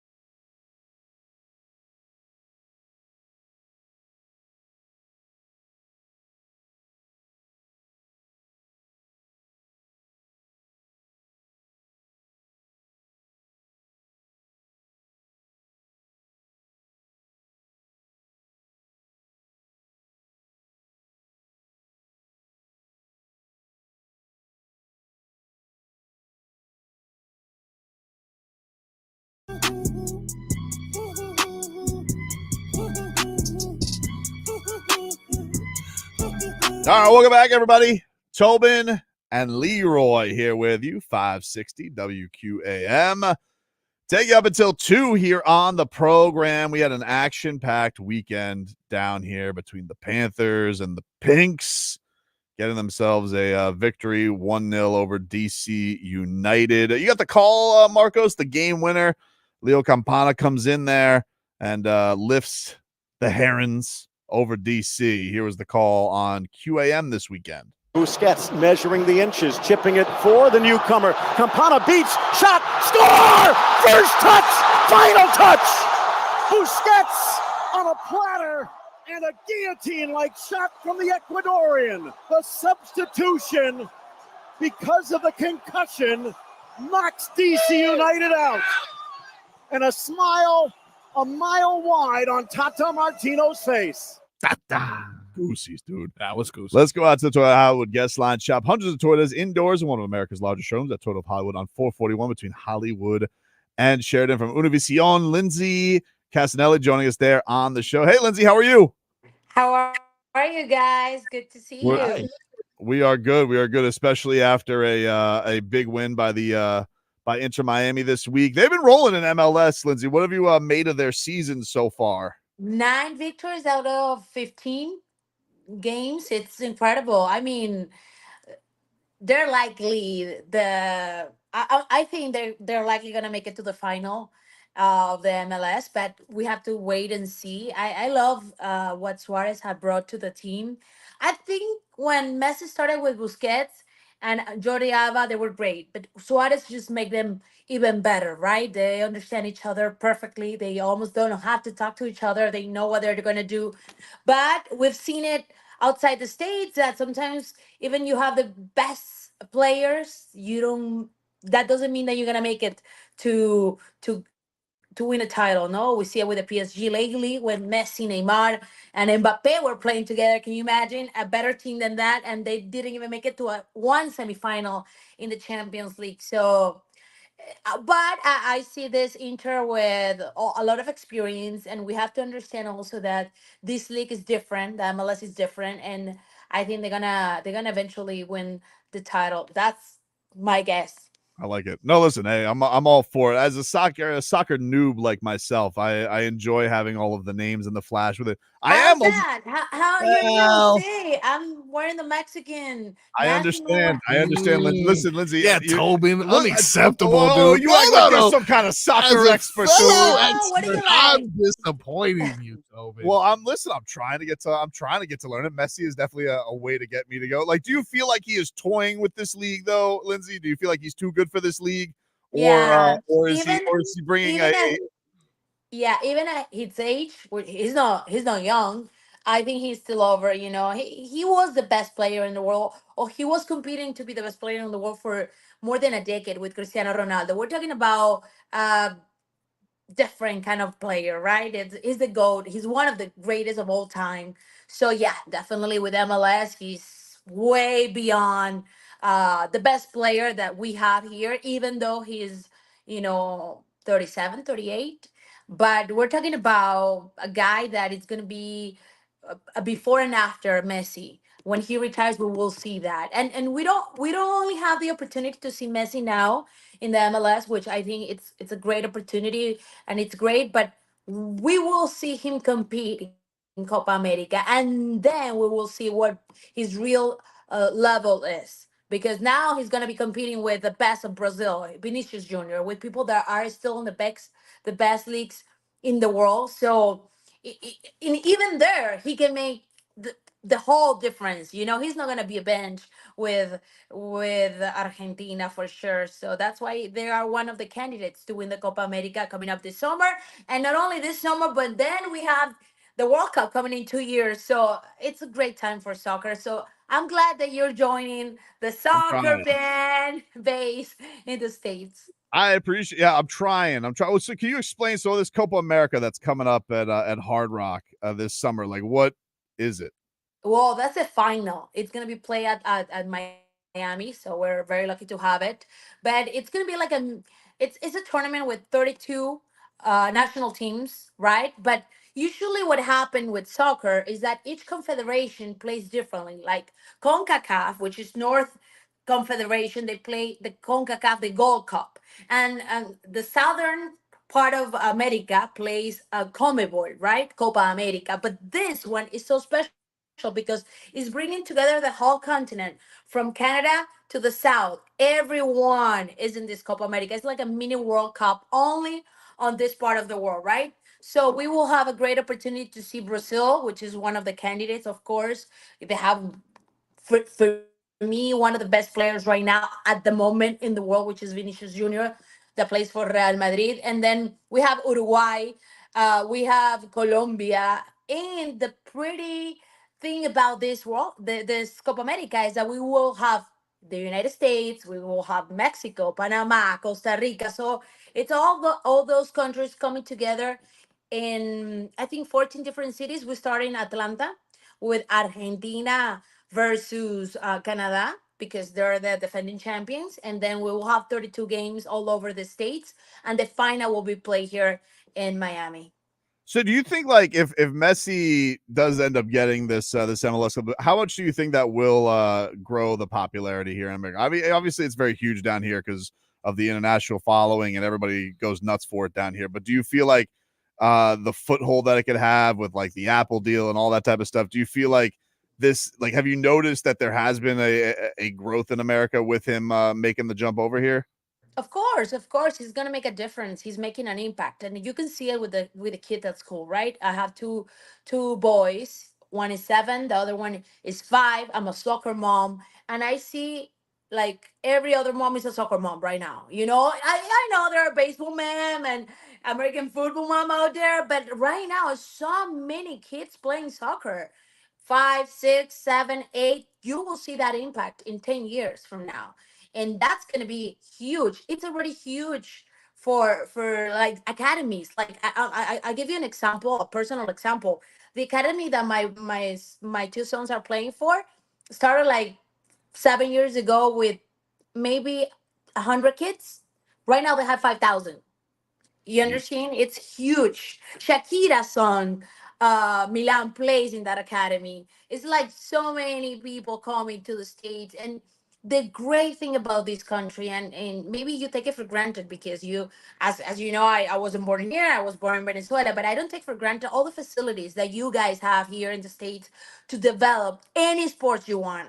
And when you put your mind in something, and United States already put their mind on soccer, you get to be the best because you get the best possibilities, that you put all the resources to make it happen in the best way possible. So you develop players, and that's why right now the United States have such a great players in Europe, you know, like Pulisic, like Reina, like Weston McKennie in Juventus. They are, you know, starters in their teams. We're not talking about people that are seeing 20 minutes in each game like it used to be. We're talking about people that are stars right now out there.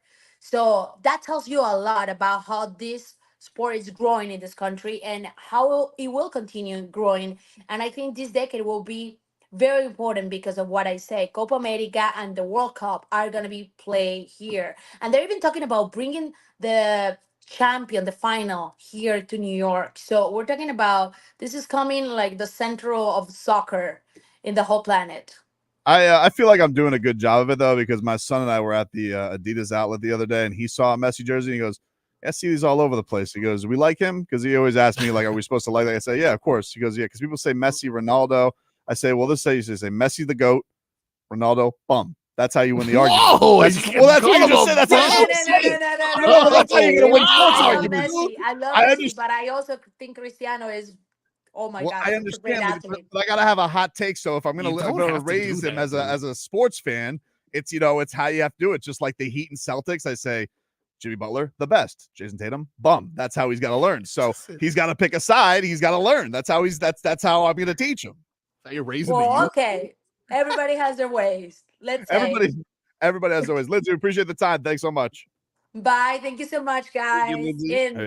Hey, goal. Practice your goal thing. That's right. Goal.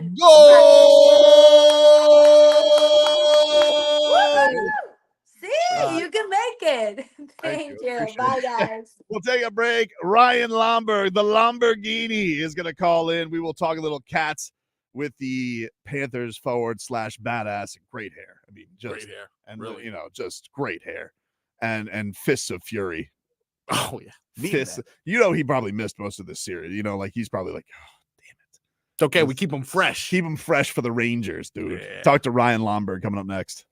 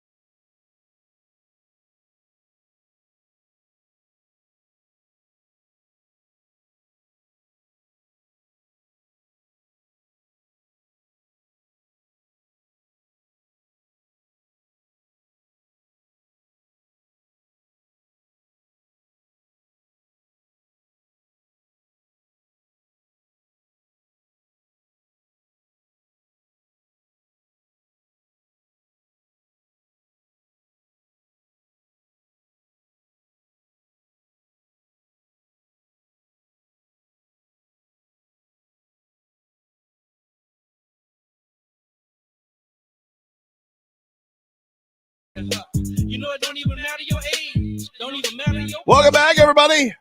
Tobin and Leroy here with you, 560 WQAM. Take you up until 2 o'clock here on the program. Expected to be joined here soon by Panthers badass Ryan Lomberg as the Cats are in the Eastern Conference Finals once again. They beat the Boston Bruins in 6.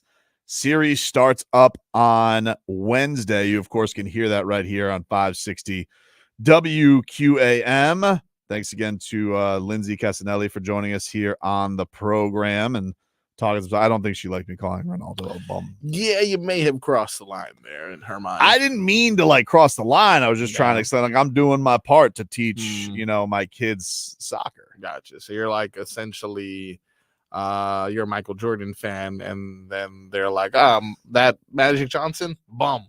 Leave it up to you to insult her on the way out. I was trying to, be part of everything, Yeah. Headline. No, because no one would call him that. Oh, Jennifer? No. Who was in the building, by the way? Spo was in the building for that for that Pinks win. Nice. That was kind of cool. It was raining. Rest of our headlines brought to you by the new Palmetto Ford Truck Supercenter. Why buy your truck in a car store? Palmetto Ford.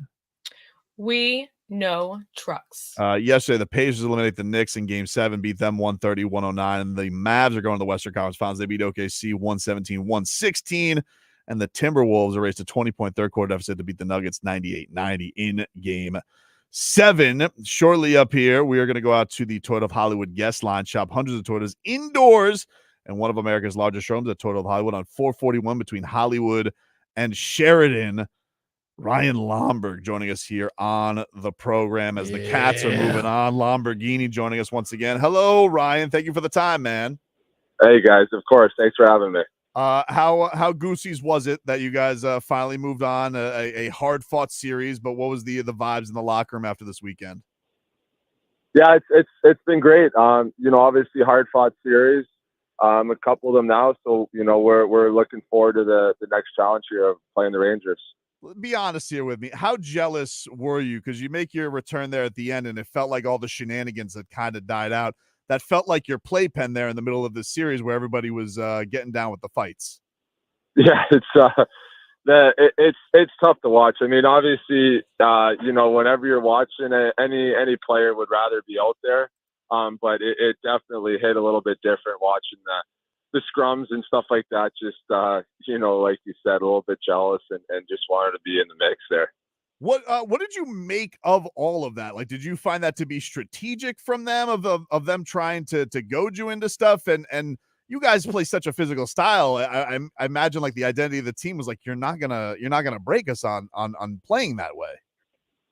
Yeah, it's tough. It's kind of like the game within the game. You gotta, when your small battles kind of here and there, and whether it's taking a couple extra punches to put your team on the power play, or giving the right guy a little extra shot. It's kind of tricky. It's a fine line, and I thought that the team did a great job of playing it right. So this Game 6 was such a great comeback by you guys. Are the nerves high there? I know you're making your return, so I'm sure there was you're probably amped up as it is being back into the playoffs. But did you guys feel like the stakes of the game, or did you find yourself relaxed and all that because of the experience of last year?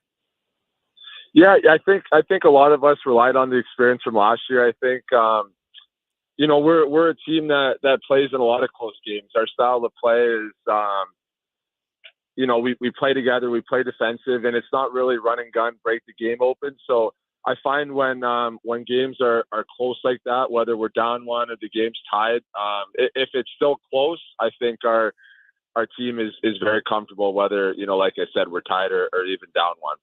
How much do you feel like Sasha Barkov is playing at a different level, man? I mean, obviously he's been one of the best players in the league for a while, but I mean, some of these highlights and both ends, I mean, the block was insane. The goals have been insane. So what are you seeing from Barkov right now? Yeah, it's cool to watch. He's always a fun guy to watch. We are incredibly lucky to have him as our captain and to be able to be around him every day and just see how he's perfecting his craft and how hard he works and how good of a teammate he is. So, pretty pretty cliche answer, but it's not surprising at all to see what he's been doing.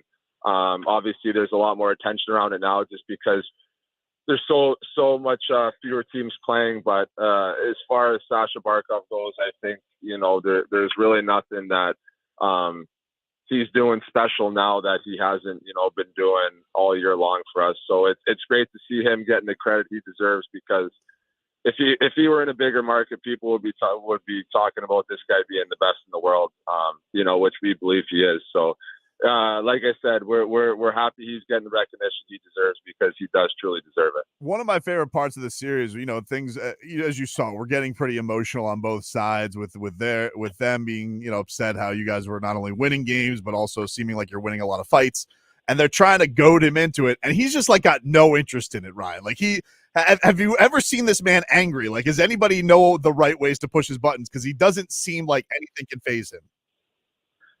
Yeah, I think he's one of those guys that when you try to piss off, it just wakes him even more. And he's such a just a good competitor and an honest player that he the way he directs his energy is to winning the game for his hockey team. So if you try to piss him off or annoy him, I haven't seen it work, and I would imagine if you try, it's only gonna make him be a better player. So it's funny, I always kind of get in little arguments with the other team, and and it's like people threaten to go after him and stuff, and I just look at him, he's a moose. But he can hold his own, he can take a hit, he sees it coming from a mile away. So I haven't seen anybody be able to break him yet, and I wouldn't imagine that day's gonna come. Can you take us to Fire Alarm Gate? What the hell happened there at the hotel? Is that what it's called? I like that. Yeah. It's actually perfectly timed. It was just around, post or pregame meal. All the boys were finishing up and, getting ready to go down for all the naps, and the fire alarm was blaring for maybe 15, 20 minutes. So it's one of those things, right as soon as it started happening, we started firing up the group chat a little bit and just started laughing about it. And, it is what it is. They're gonna, try to mess with us in ways they think will affect us. But I think, we're a team that kind of relishes with stuff like that, and, kind of just brings us closer together and wants us to get the job done even more. Yeah, your coach said, he says, anytime this seems to happen, it works opposite. Whoever thinks the shenanigans are going to work, it tends to go that way. Does that pair up with you? Do you feel the same way when they try and mess with the team with whatever gamesmanship, I guess they call it, that it usually goes in the other team's favor? Yeah, I would agree. And especially with the group we have, I think it makes us, want to rally against whatever the circumstances are, even more so together. What do you think of this upcoming matchup against the Rangers? It's going to be exciting. I mean, Madison Square Garden, Eastern Conference Finals.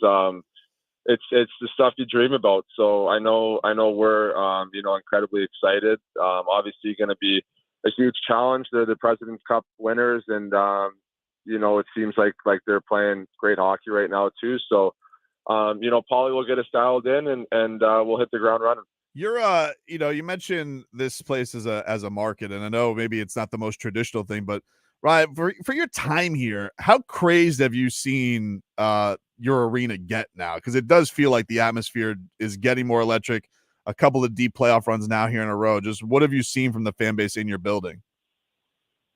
Yeah, it's and I tell people this all the time. Ever since even looking back 4 years now, our fans were incredibly underrated. How passionate and knowledgeable they were, how respectful and encouraging. But it is a totally different beast now. We are selling out every game. Every game the building's rocking. Especially in playoffs now. So people come here. Last year and this year, players specifically, and they're like, I didn't know this is what it was like down here. Because to your point, it's definitely different than what it has been in the past.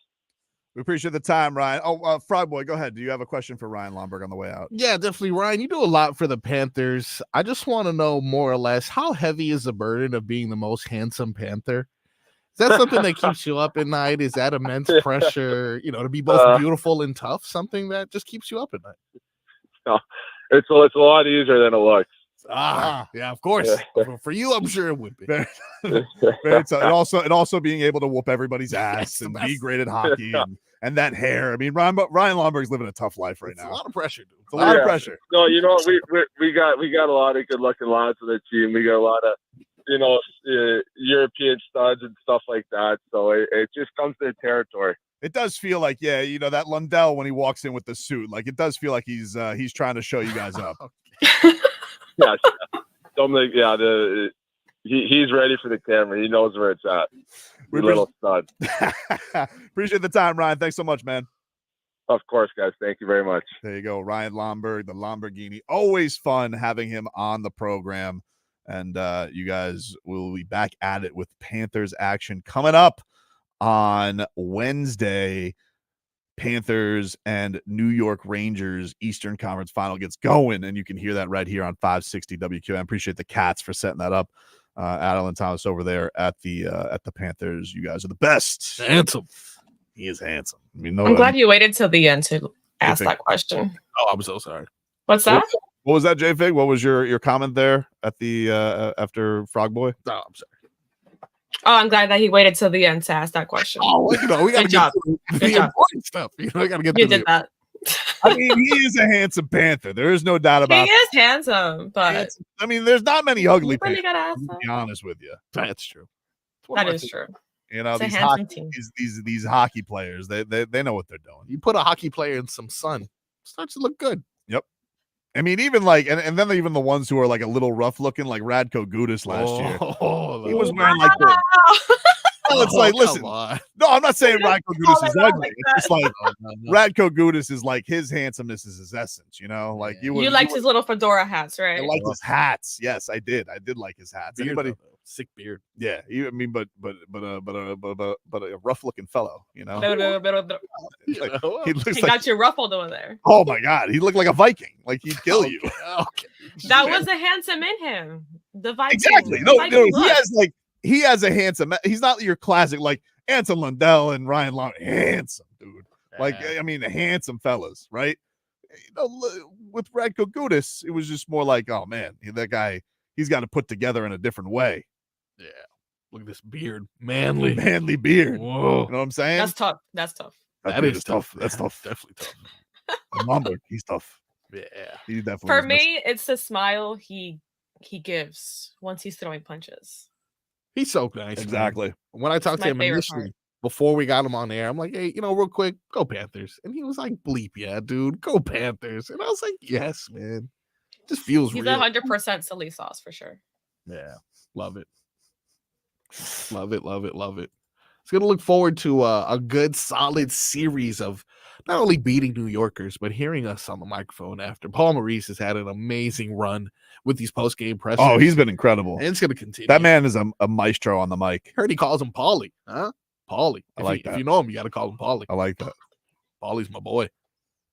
You're my boy, Paulie. How you going to try and pull the fire Don't alarm? ever do that. Get out of here, dude. Immature Boston. Apparently, it was good timing, though. So that's why I feel like, all right. I like the idea of I do like the idea of the most badass athletes in the world being like toddlers though, and that they do need naps. Yes, that's true. That's true. It's like, yeah, it's a time for a 2 p.m.er. Little nap. Yeah. Solid, bro. Solid nap. Because I don't picture Lomberg as being a napper. I picture him as like he goes to his hotel room and he has the heavy bag.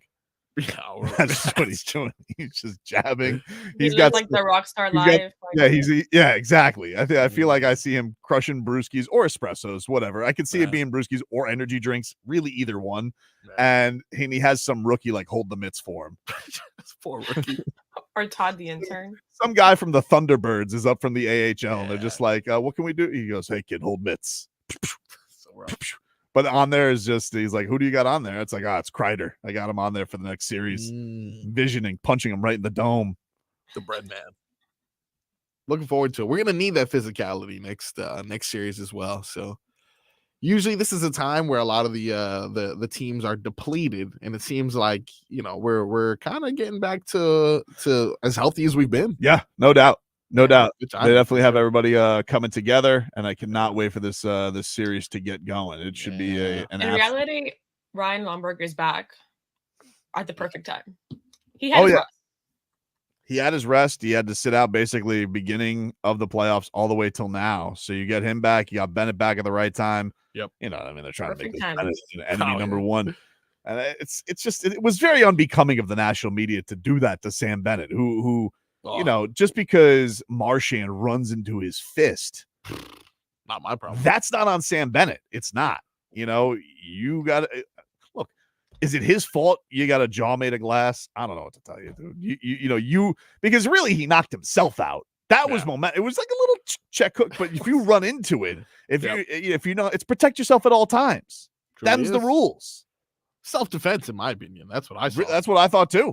That's the way I saw it. I should have asked him whose fan base is more annoying, Boston or New York. You know what? Next time we have him on, that's our question. Gotta ask. Just call him back. Call him back.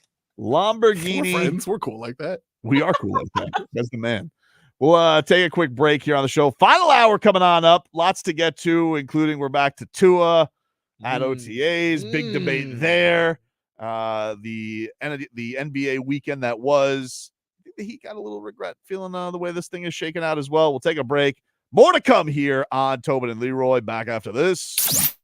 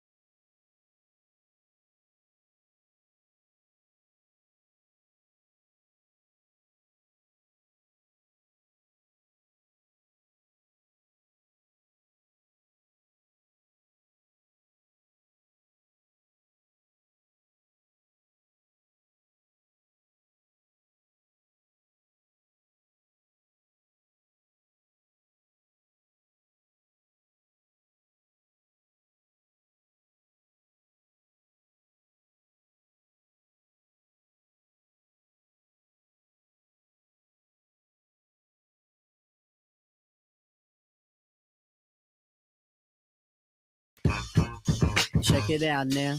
All right, welcome back. Tobin and Leroy here with you. Final hour coming up. Little all right. Oh no. You missed any of the show, you can download the Tobin and Leroy podcast, available for you on all podcast platforms. They're making Marcos put up like 10 episodes a day. We don't even have that much. Do we have 10 segments? Oh, you What know do we what? have? I'm just gonna break it down, baby. What do we have? 12? It's almost like you're going to McDonald's and I'm like, I'm gonna give you 2 buns, a slice of cheese. I always a la carte. I always find that funny when they're just like, hey, this is what we're gonna do. We need numbers. More podcast episodes. I'm like, oh, that's not gonna turn anybody off at all. You remember what happened? This is what I would like to tell anybody if I could get into a meeting, the Odyssey Digital people, right? Perfect. And I'd like to say, you guys remember when U2 put an album on everybody's phone and it really pissed them off? Yeah. You're basically putting an album, just 4 episodes. It's fine. Whatever the numbers are, the numbers are. But you gotta, maybe we'll break out the interviews, just because you want to hear Lomberg and that's it. Sometimes there's something But cool. we got 12 segments. You want 10 things up on the podcast feed? Well, there's some segments that have more importance than the others, and then that's what he clips. Jfig, that's literally taking out 2 segments. They're making them go out there. And it's like, hey, can we bend this into this? It's like, you know what? I think you turn more people off than you turn them on into downloading with that many episodes. It's like, well, what do I listen to? I'm overwhelmed. I'm overwhelmed. 4 hours interviews. That's it. That's how it should be. Maybe if there's a crazy great segment or something like that, for sure, you could put that alone. I'll never understand this. Put the podcast in 9-10 episodes to gimmick the system to make it seem like you have more people listening. You're just tricking people. It's just like U2 when their careers were over and they're like, here's how we trick people. We put it on every iPhone. Boom, #1 album. But we all hated U2 after that. Yeah, they did it again with this Sphere in Vegas. They're like, oh, we're gonna get there first. I'm sick of you guys. I'm just doing this as a person. Did they sell it out though? I consume a lot of podcasts. I use the Odyssey app. I like the Odyssey app rewind feature. I especially love it to listen to WEEI when they're complaining about us kicking their ass. So good. But I don't know. I just find it a bit much. Yeah. I find it a bit much with what they're making you do and what they're making them do to our audience. As Wallace says, as an avid podcast listener to this and Hockman and Crowder, I don't need 20 episodes, 4 hours, label them. I'm with you. There I you think go. we're getting too cute. That's just me. You know what? Preach. But not gonna matter anyway. I mean, you deal with that. I'm not talking about it. Okay. Well, back to 11 I'll just keep episodes. I'll just keep doing the YouTube page and do that. That's been going well. Yeah. Really well. Yeah. But you know what? Up there, you guys can listen. We have our Cat Fever segment. Yeah. Our Tua argument. Man, you've done that already? Yeah. You're quick. And Ryan Lomberg interview is going to go up there shortly. So you guys can see that as well. Headlines brought to you by the new Palmetto Ford Truck Super Center. Why buy your truck at a car store? Palmetto Ford. We know trucks. Yeah, well, I was trying to look for a truck, but I have no truck. All right. Sorry. Sergey Bob over 5 Oski says 2-minute podcast episodes. Yeah, it's basically really we're good. gonna listen. Fastest podcast episode ever. Tobin and Leroy. So we should do. We should just do. How about instead of a regular podcast episode, we'd be like, okay, it's the entire show. Yep. In 3 minutes. Ready, go. Go. My game ball goes. But next time you should go ahead and clip Leroy's weather reports. I'm just saying. Yeah, those are very crucial. It is tough. I don't know what to do with the weather without Leroy here today. That's true. You know, it has been shaky to say the least, and I feel like it has contributed to the plague happening in my home. Yeah, what's going on with you? I don't understand why, but I've recently been attacked by flying termites. Do they normally fly? Should be a smorgasbord for you. Okay. Oh, you think it's real funny? Oh, delivery, Uber Eats, right to your door. Yeah. Well, it's been rainy. It's been hot. And oh, it's real funny, huh? J-Fig, super hilarious. Laugh it up, everyone. No, a termite problem is awful. I don't like dealing with vermin. I've had a rat problem. I've told about it on this show. Yeah. You asked me about termites. I've never had termites. I've had carpenter ants. Yes. As an issue, but they were fairly easy to get rid of. They were able to get rid of those very quickly. I don't know about termites though. Carpenter ants. I feel like, from what I understand, carpenter ants are more like the fat cat termites. Like they basically can make holes and eat wood, but they don't really damage it as much as termites do. They just eat wood. Yeah, because they're fat. like the termites. Okay. The termites are not the same. The Hewlett guy was explaining this to me. He goes, they're not like termites are more destructive than carpenter ants, which can do damage, but not. It's like a slower pace, So it wasn't a big deal. They were like the carpenter ants gone pretty quickly. Is my home gonna collapse? That's what I need to know. I don't know. All right. I don't know. Wait, how did you get rid of the carpenter ants? Whatever they did, they did the little. I need their secret. I think they threw some gas bombs or something like that, JFig, and it was. We didn't have to tent or anything like that. Did you have to stay at the La Quinta for one night? Nope. They did a targeted area, and that was it. Sweet. Schmieden says rebrand the show Carpenter Ant and Leroy Show. Okay. I am. Listen, I would be the Carpenter Ant of the ant kingdom. They're a chubby ant. That's great. Move slow. I hate those little ants, but so quick. But the thing is, like, they kind of shrug their shoulders like Jordan. They're like, no, what you're gonna do. Like, well, put a little thing here and you'll feel better about it. But those little ants, they're not going anywhere. Nah, dude. Those are sugar ants. I don't even know what they're called. I just know nothing you can do about those. Anyway, weather and vermin, those updates. That's kind of our weather update, brought to you by Demesman and Dover Law Firm. YourAccidentAttorneys.com. Free consultations 24/7. Call them up at 866-954-MORE. I loved this weekend because I love in the NBA. Yes, my team is out. But that doesn't mean I can't petty watch. Oh, man. Were you on the petty? Oh, dude. You were petty. Because I'm watching. You were blowing up my phone. What do you mean? I had some, but it's just, I don't even remember what I said to you guys. Yeah, because you blacked out. You want got like 20 messages. What's crazy is like it's supposed to be a weekend like Panthers won, the Knicks lost. Everyone's supposed to be in like happy moods down here, and Tobin's just focusing on everything. And it's like, oh, this stupid guy, Joel Embiid. You sent me a Joel Embiid tweet. I was like, what? Because all he said was wow. But dude, come on. What? What do you? I don't know what he's gonna say. Wow to. What does he have to say? Yeah. Don't talk about the conference finals if you're Joel Embiid. You've never been there. Put your thumbs away. All he said was wow. It's enough of him, dude. Maybe he was just like wow. Enough. He has no. He's got no business here. You can't have an opinion on like basketball? if I'm at the saloon, I'm like, you got no business here. Okay. Like I don't. What is he commenting on the conference finals for? All he said was wow. You know what he meant because he's like, oh, the Joker couldn't do it. Or maybe he was talking about Rudy Gobert hitting a shot. Either way, whichever rival he's talking about, put a cork in it, Joel Embiid. Put your thumbs away. What? This is essentially the exact thing Jimmy Butler did, but instead of tweeting it's not the same thing. It's not the same thing. It's not the same thing. And at least Jimmy Butler has. Here's Jimmy Butler's argument. Yeah. Okay. Jimmy Butler has the credibility of. I have been to 3 of 4 Eastern Conference Finals. I have been to 2 NBA Finals. Yeah. He has done a lot of positive things. There's not much anybody can really say to Jimmy Butler unless it was to the Nuggets. He's basically beaten every other team. Yeah. There's not really anything you can say to Jimmy Butler. You got nothing for him. But if you're Joel Embiid, shut up. Put your thumbs away. Just said wow, dude. Just said wow. I don't like it. I don't like him. But see, that's just an example of what I mean, where the petty was running rampant. What else did I say? Oh, well, I did have some takes on Dan Craig. Oh, did you? Michael Malone as well. I mean, that was that was you wanted to go after Michael Malone. Let's hear Michael Malone being a big baby yesterday. So great. So great. He's like, who's taking the crown for Golden Baby? Is it Michael Malone or is it Marchand? I don't really know.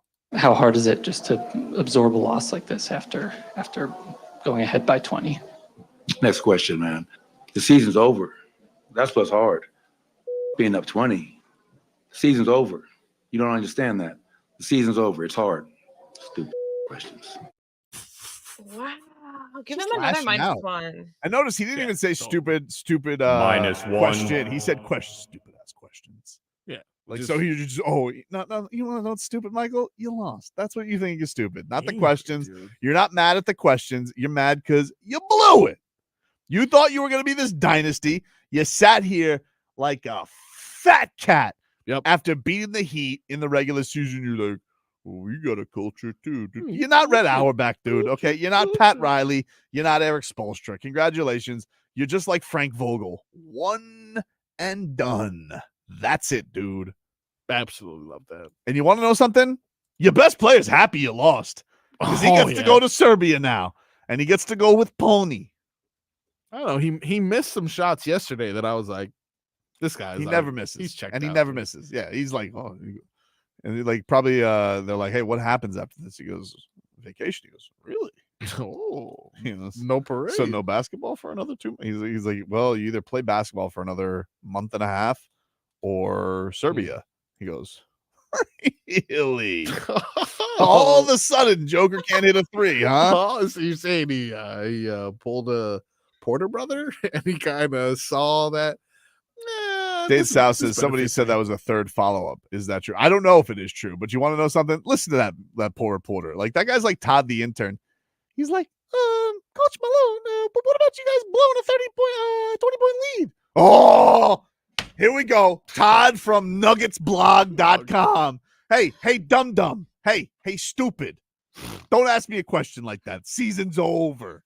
Jeez. What are they? You know that guy, that poor guy. He's not a hard-hitting journalist. Yeah.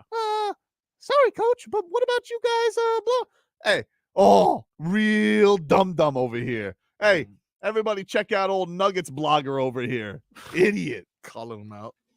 Isn't that kind of what you do with Pat Riley, though? That's not what I do with Pat Riley. I've never been told by Pat Riley that's a stupid question. No, What has happened is I've asked him questions. Oh, yes. I have led into multiple quotes, J-Fig, that have led to Pat Riley controversy. Exactly. And some people in the chat may have I'm gonna get an email back next year from the Heat PR. They're gonna be like, we're not approving this. Yeah. Maybe, but we're not giving you a season credential, dude. I would be like, why? Okay. Godfather says They'll so. just play back all your nonsense. You know throughout why. the years. Come on, you know what you've done. Dave South is just asking questions that sow division. I don't make division happen. Okay, he was gonna say what I'm tired. Let me just tell you something. Yeah. I'm tired of Heat fans blaming me for Pat Riley's opinions. Okay, he says what he wants to say. That's how it is with Pat Riley. Okay, I haven't interviewed him a ton, but anytime I've asked him a question, usually it's a long journey, and then he lands the plane where he wants to land the plane. That's what Pat Riley does. You like math, don't you? What? Division. No, dude, I don't like division. I don't like division. The one time He I was wasn't good at multiplication. One He was time good when at I was division. I did my only one-on-one with Pat Riley, and all I asked him a softball, dude. Oh, yeah. A softball to end it, because I was just talking about D Wade. Then I asked him one question about the team, because like they had killed All-Star Weekend, right? Like everybody, I was like, hey, what did that mean for the franchise? And this guy's like, nobody believes in us. No one believes in us. I was like, what? I'm like, I love the quote, but I'm like, they have nothing to do with anything. Yeah.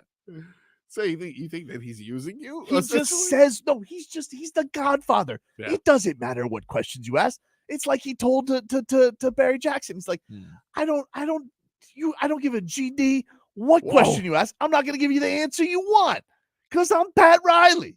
How come this doesn't happen to anyone else then? How come this always just happens? Coincidence? I don't know. Oh, okay. It's always you. It's always the same Mike Okay, flag. okay. It's always the same silly The sauce. last time with the asterisk question, first of all, that was a 3-minute answer he gave me. This is a third thing that we've already identified, though. The asterisk one was a 3-minute answer. All right. He brought up wilt. Like, that's not fair. Okay. If he's referencing times where I wasn't even alive, Yeah. how am I getting in trouble for this? You know who you are? You're J-Lo. Like, What? I don't know why I keep getting divorced. I don't understand. You don't have to understand why you have to take a little accountability in there, huh? Jenny from the block. Dude. You know what? I won't ask him anymore. I'll just show up. I won't Yeah. ask any more questions anymore. Just ask him, how's your day, sir? Well, let me tell you about this salary cap. Let me tell you about this. What was my day like? My day was like Tyler Hero. Oh, okay. Not showing up half the time. Oh, okay. What is it? You know, Jesus. He's after you. For sure. Maybe you're after him. Mr. Malone, Coach Malone, what about you guys blowing a 20 ball? Okay, Todd. Shut up, all right? I got more Michael Malone, too. Oh, let me hear him. This is him on losing Game 7 at home.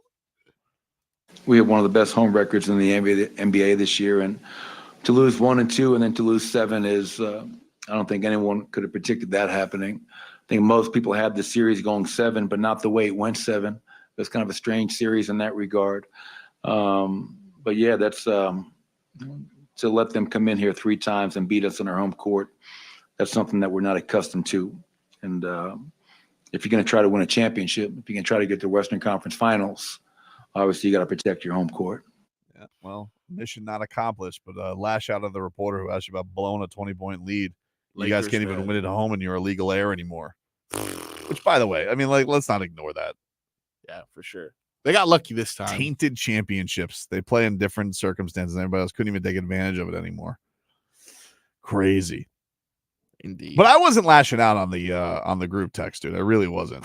I'm just you. But like, do you know how like annoying it was that like Doris Burke and oh my god, JJ Redick. JJ Redick. There you go. Yes, you are lashing out. You've been lashing out. I'm sitting here listening to the broadcast, and it's just this is not lashing out. Do you see this? It's all you. All you. Well, it did start off with Hassan Whiteside with an automatic rifle. Oh, that was good. Strange. Imagine watching it. You're walking, you're running a gun shop, and a 7'1" man walks in and goes, "Hey, can I see your best rifle?" Palm Beach Tactical. 7'1" is scary enough. 7'1" with a tactical rifle is like, what are we even doing here? You already won. What are we doing? How do you even get a gun that works for him? Yeah, what gun would work for Hassan Whiteside? A bazooka? It's like a pistol. It's true. Yeah, right. Like I could imagine in his hand, it would feel like one of those squirt water guns. Rough. But like you understand, you didn't feel that yesterday with ESPN, where they're like they're just fawning over the Knicks in their season. They're like, "Oh, what a magical Knicks season!" It's like I've never seen a team get patted on the ass for making the second round more than the Knicks. Maybe the Sixers a couple of years ago, but then eventually everybody got sick of them. But I mean, Jesus, already with them. And by the way, there was a great tweet that I saw because every Knicks fan thinks that they're going to move on the up and up, and they're not. Yeah. Okay. Great tweet. This is from Flows and Aloni. And he says, Tibbs era, : I'm imagining he's a Chicago fan. Okay. 1, Tibbs changes the culture. Players embrace hardworking. Okay. 2, players perform beyond expectations. 3, a star is born or brought over. 4, expectations form. 5, a deep playoff run is expected. 6, freak injuries. 7, fans defend Tibbs hard. 8, players aren't the same the next year. 9, fans turn on Tibbs. 10, he's fired. Damn, dude. You know what I'm thinking as you're saying these things? I'm thinking of his run in Chicago, his run in Minnesota, his run in New York, and there's odd similarities in all of these. Yeah. Dodge Gibson. No, that seems like the era right there. That is it. The entire Tibbs era consists of that. You know, Jaylen is great, and Dodge Gibson. Yeah. I mean, okay, breaking it down, he got into Chicago, got to Minnesota, changed the culture, absolutely hardworking. Same thing in Minnesota. Play their ass off, take the regular season super hard. And like, look, that's what the Heat in a way want. They want to kind of get back to that. Jimmy Butler, though, was the Tibbs player. Jimmy Butler, like everybody was talking about this Josh Hart, and they're talking about all these games Josh Hart was playing. It's like Jimmy Butler did that already for Tom Thibodeau. Absolutely. And that's why you broke him, Tom. And that's why I got to sit here and he's got to take every other day off because of Tom Thibodeau. Yeah. And I think that's the greatest prodigy that he's had, though. He loves Jimmy Butler. Because Josh Hart is not going to develop into a. That's the biggest threat. I'm telling you right now. Look, if Jimmy Butler and the Heat don't work out, guaranteed. I'm not reporting this. I'm just a logical man. If Jimmy Butler and the Heat don't work out, Jimmy Butler's going to the Knicks. Wow. Can't wait to clip that. I'm just telling you right now. Look, if Jimmy, I'm just a man of, because people say, oh, it's going to go to the Sixers. Not going to go to the Sixers. No way. I already did that. First of all, the Sixers have nobody to trade unless they're giving us Maxey, which is not going to happen. Yep. And that's another thing. But I mean, if I have to see one more Precious Achua tweet, like, hey, I get it. The Heat, they blew the 2020 draft. Okay. Jaden McDaniels, Tyrese Maxey, we get it. They blew it. They've been pretty good at the draft. We got to move on at some point. Yeah. But if Jimmy Butler is not on the Miami Heat next year, Jimmy Butler's going to be on the New York Knicks. You think as soon as next year this could happen? Oh, yeah. Wow. Because here's the thing, dude. Well, for what, though? To run him into the ground again? No, he's going to be like, they're going to sell him on being the last piece. And I'm going to be honest with you. Yeah. That would scare me a little bit. Jimmy Butler on the Knicks would scare me. Yeah. That's why. And do you want to know something? Yeah. That's his leverage. Wow. That's his leverage. He goes, what are you going to do? What are you going to do, Pat? Not going to pay me? Then trade me to the Knicks. Get me out of here then, dude. Yeah. You know, he'll work his way. Now, maybe they won't. Maybe they'll say, screw him. I don't know. But it seems like the picks that the Knicks have, you know, you throw in, bringing Precious Achua back. I don't know.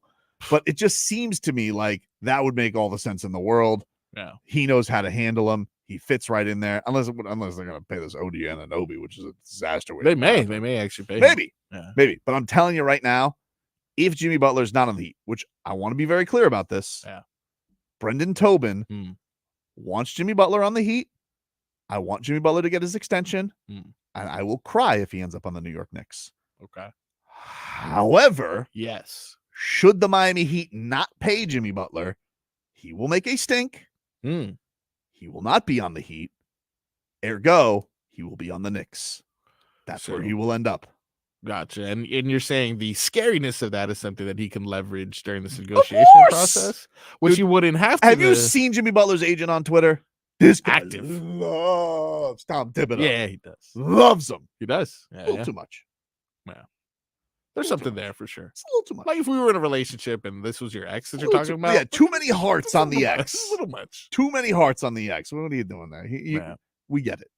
Yeah, we get it. I mean, he wouldn't necessarily need to leverage these things had you not caused a division in the first place. I didn't cause any division. You did this to us. I didn't do this. We were happy. RBA Richie says Miami radio pundit calls for Jimmy Butler to be traded to the Knicks. Oh, let me just be clear. I did not call. I for need him. you to clip this whole segment in three. No, this is I three. did not. Yeah, No, exactly. This is not one podcast episode. No, I just want to be three. clear. Wow. I want to be very clear. This is a good title. So we're not. Jimmy Butler. Gotta write this down. I do not want Jimmy Butler to go anywhere. Clip that little part there. I, Brendan Tobin, want Jimmy Butler to retire in a Miami Heat jersey. I would give Jimmy Butler $120 million guaranteed if he wanted it. I love him, Jim VP. However, should the Miami Heat disagree with my gas bag take and they're sick of him and they don't want to pay him because they don't believe he can hold up at 37 years old at that price tag, I believe Jimmy Butler's going to end up on the New York Knicks. And that will make me sad. Could be something. I cannot wait to take liberties with that. No, you can't take liberties with that, dude. I cannot wait. Do it. Take a break. Back after this. WQAM broadcasting live from the Ed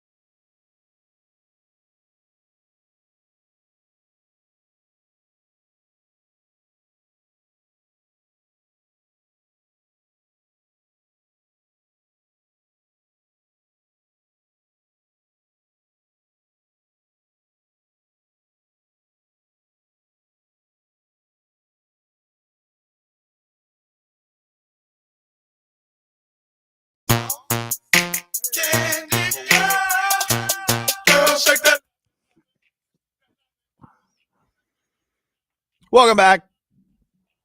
Tobin and Leroy. Take you up until 2. Got a little all right. Oh no, coming up. Did you guys see Xavien Howard this week? I did not. Kind of gave everybody the feels, man. Oh no. Okay. I'm ready. So there was a photo posted of Jaylen Wright, who's now wearing number 25. I don't know if I like that. By the way, I was not a fan of that. What do you mean? Of him getting 25 already.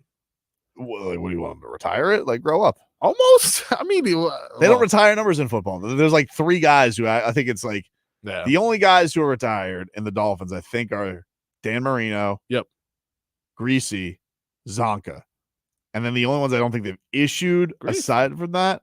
Yeah, Greasy. What do you mean? It wasn't even. I mean, I'm not gonna. And then the only other guys, I don't think they've issued 99, and I don't think they've issued 54. Yeah, I think 99, 54, and but I don't think they're officially retired. I just don't think they're like, you can't have that. No way. I mean, you just can't. Some numbers are synonymous. You can't. I don't want to see 34. To be honest, I don't want to see 34 on anyone. Ooh, who's had 30? People have had 34. I think so, but I still don't want to see it. But they gave out 25 to Jaylen Wright, and Xavien Howard. He tells him, he goes, "Hey, need my jersey back, bro." Laughing, crying emoji, laughing, crying emoji, laughing, crying emoji. I'm just playing. Go crazy in 25. Flex emoji. Yeah. And his money comes up in a little bit, right? June 1st. June 1st to make another move for the Fins. But all right. I don't know. Are we gonna do anything with this money? Already? I don't know. Yeah, I don't know. I don't know if they're gonna end up doing anything with this money. I imagine they'll make some other move, but I'm not positive. Like off the tip of my tongue, I've seen like Omar say Calais Campbell, which I would love. And I would like that too. Calais Campbell, last dance with the Miami Dolphins, coming back to Miami. I love Calais Campbell. Yeah, big. Love him. Now he's old. He's 38. Yeah, but he's unbreakable. He's so big. He's like Homecoming. 6'8". He's a giant. Yeah, for sure. Absolutely. An actual giant. It's a giant. It's some people treat X like he was Deion Sanders. Yeah, he's hold on. He's an all-time great Dolphin. He's an all-time great Dolphin.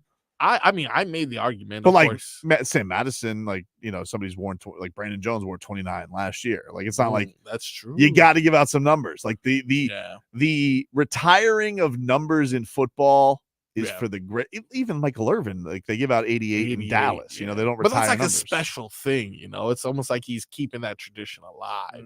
Des Bryant had 88, CD Lamb. I remember when Tua came out, people were like, people should let him wear 13. Right? I thought that was ridiculous. I'm like, oh, really? Ridiculous. Well, okay, I thought it was ridiculous early on because we hadn't seen him. But if he becomes this quarterback everyone claims he's going to be, then I wouldn't mind giving him 13. No.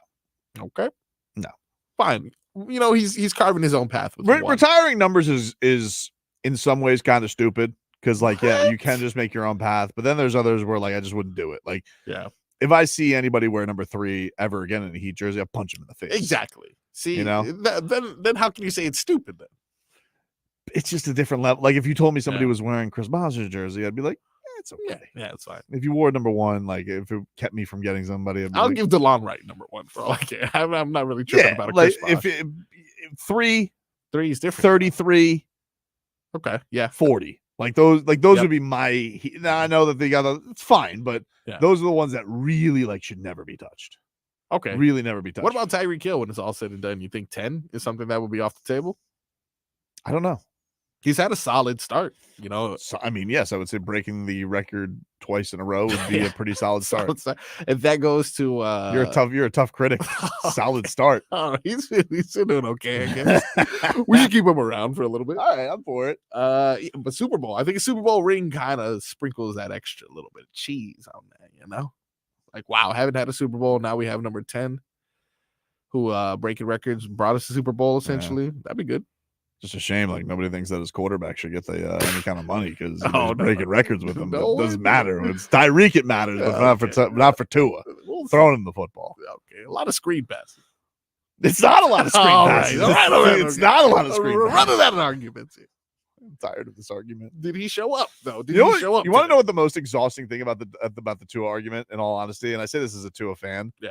I really am not going to be able to have any points until week 15 because no one's going to care. Now we're at the point where like Tua can go out there. The Dolphins can start 12-0.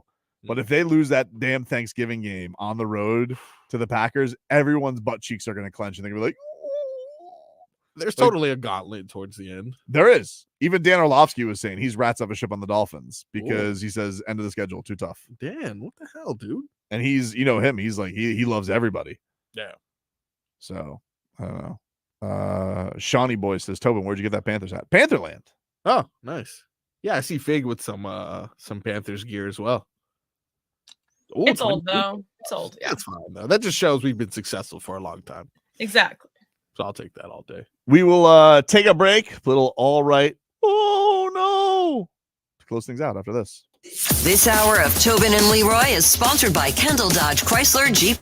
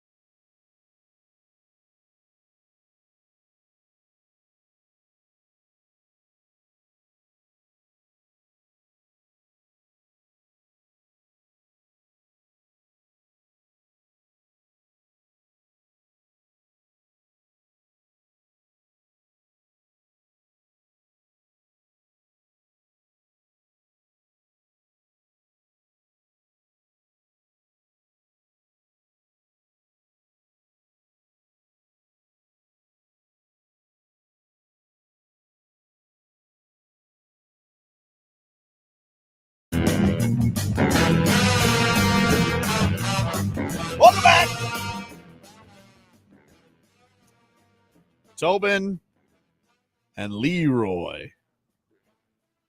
Take you up until 2 here on the program. Let's get to a little all right. All right. Oh, no. Oh, no. I'll go first. My all right goes to Gus Forsling, dude. Ooh, I don't care if do you have him after the game? Because he's like sitting here, he's like, I'll stick to great defense. But come on, dude. Come on. That game winner, you got to be peacocking a little bit, especially sitting up there with that handsome Anton Lundell. Yeah, I mean, I'm not usually the guy who scores the game-winning goal. I'm trying to defend out there most of the time, so it's fun to score always and help your team win. But I'll stick to defense. Look at him, humble. Take some notes, Michael Malone. Yeah, take some notes. Little humble pie from Gus the Bus, the winner, by the way. Game winner. My no. Mm-hmm. I gotta go with Tyson Fury. Oh no, Tyson Fury losing to Aleksander Usyk, who becomes the first undisputed heavyweight champion since 1999. Ooh. But the thing that really even more so than Tyson Fury is he was up against something that he didn't realize he was up against, which is not Aleksander Usyk's boxing skills. He was up against the mush Drake.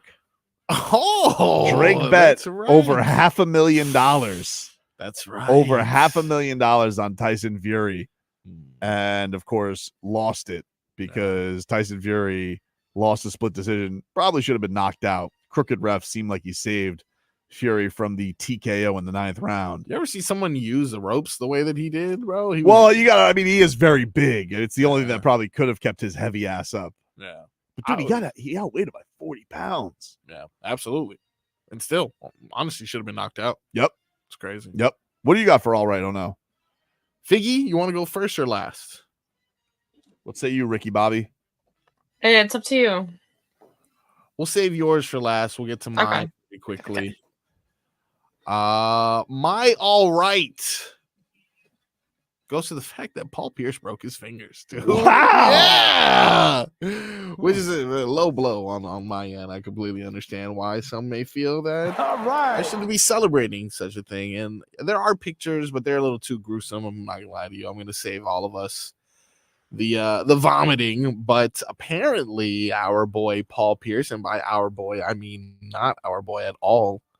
Not a fan. Not a fan at all. By the way, did you see him stomping on Jalen Brunson's jersey? Which I did. People are like outraged by it. I'm like, first of all, it's Paul Pierce. Second of all, like he didn't burn it, stepped on it. Whatever. Yeah, whatever, dude. Anyway, according to him, he was going too hard in the gym, and a 45 plate fell on his hand, breaking some of his fingers, and he will have to have surgery as well. What happened? 45 plate fell on his hand? What did he like slide it like off the like one of those low holders? Maybe that's how it I don't know. Bro, you're 50 years old and a professional athlete. You don't know how to lift weights? Grow up, kid. Come on, dude. What are we hard to argue. Wow, lashing out. Hard to argue. I mean, what are we even talking about here? Like, come on, what are we even doing here?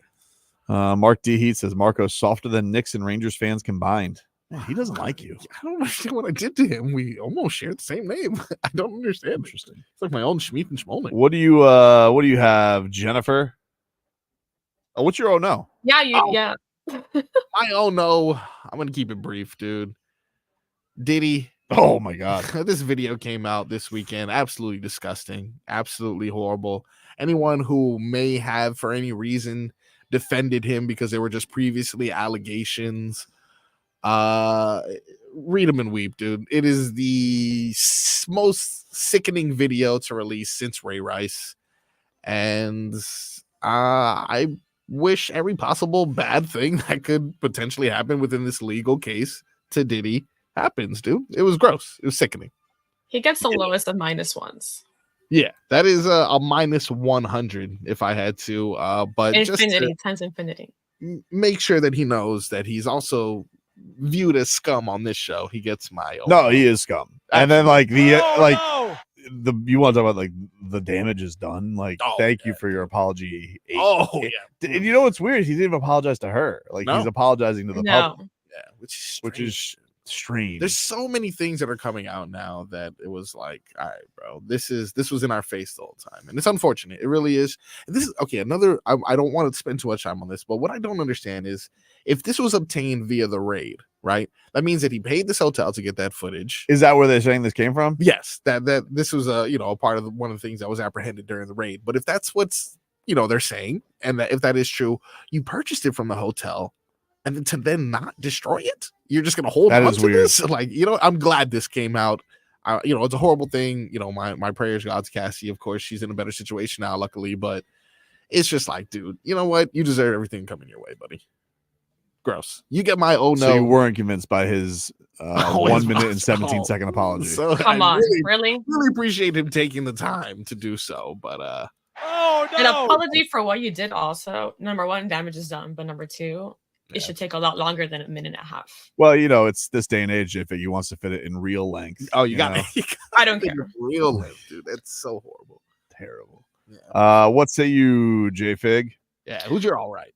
Well, all right goes to nurses everywhere. I know National Nurses Day was like 2 weeks ago, but honestly, I can just say that's every day. And I'm pretty sure many can agree.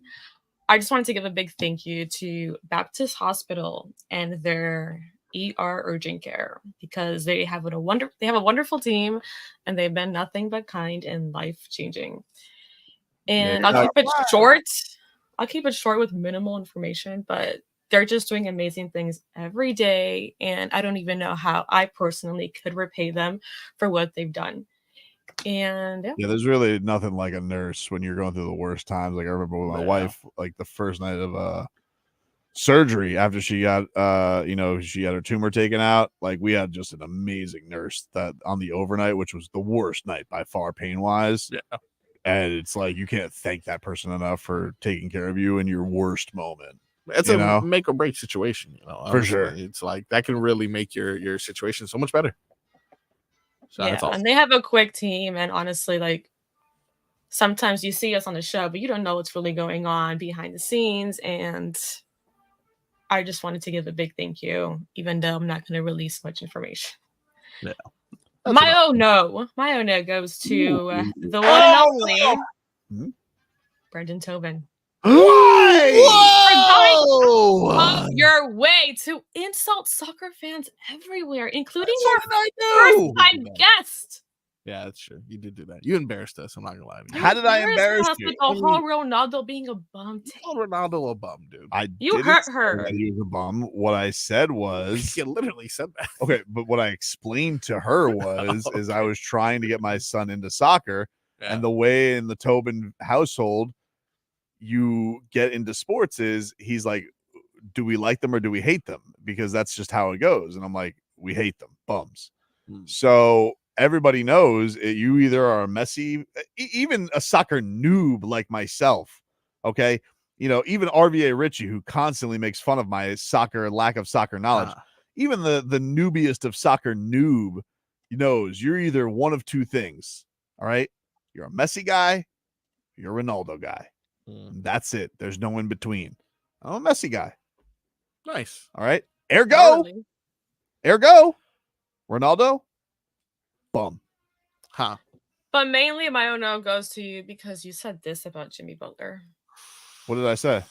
I do not want Jimmy Butler. That's not what I said. That's not what I said. I don't want him on the I want him on the Knicks. Oh my god. You are a bastard. I think I also heard some more. Brendan Tobin, want Jimmy Butler to retire. Whoa! This is bullcrap. Why did you say your name? Why are you taking liberties with my words? I don't believe he can hold up at 37 years old at that price tag. Whoa! This is unfair editing.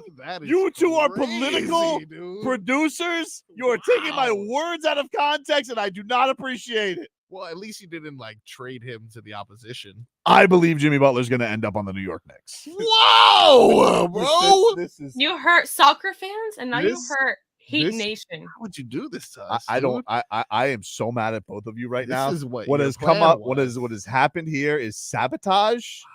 I don't know what you're Sabotage. talking about. and you are That two came from your saboteurs. mouth. No way. No, that was that's you. not what that is out of context You and rearranged. No, I don't think so. Brendan Tobin want Jimmy Butler to retire.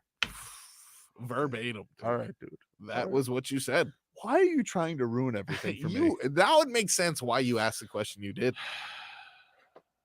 Do you have like a competing coffee business? Why do you hate the man? I don't hate him. I love him. I don't know. That's not what this I is. said pay him 120 guaranteed. You also I noticed said, you didn't get that part. You said you don't believe in him. I don't believe he can hold up I- at 37 years old at that price tag. I didn't say that. Wow. I didn't say that. I didn't say that So is this in AI? those words. Yeah, So no, what do you? no, it's Oh. frog eye is what it is. Oh. That's what it is. Good pick, J-Fig. I really appreciate you speaking up for the Heat fan. I am the mouth of Heat fans. She's the mouthpiece. And you broke my heart into pieces. Traitor. This is not fair. I didn't say that. And now everybody tuning in thinks I said that. I do not want Jimmy Butler. Wow. That's not what I said. Wow. I'm so mad at you. I'm No. so mad at you. This is you I love Jimmy Butler. putting up a mirror to your face. Dude. No, it's not a mirror to my face. Absolute mirror. To You your face. you know what you are? You're a fun house. That's what you are. Why? I go in there, I look in Wow. the mirror, and it's like I see me like as an hourglass or like with a tiny head. You fudge the audio. Well, you know what? I may be a fun house because of my mirrors, but you're no fun house because you want Jimmy to retire. I, Brendan Tobin, want Jimmy Butler to retire. I'm so mad at you. After he I said didn't he say loved that. your eyes. Cannot believe you. I am dude. so pissed at you. Cannot believe you. That's not what I said. I can't wait to tell Leroy. Oh, I can't wait to play this for Leroy. Oh, great. Yeah, he's going to give me the benefit of the doubt. Oh, I can't wait to play this. I didn't even think about that. That's amazing. This would be great. Good times. Good job, J Fig. Thank you. I'm mad at you too. Gotta call him out. Talk to you rascals tomorrow. One sports adjacent show in America.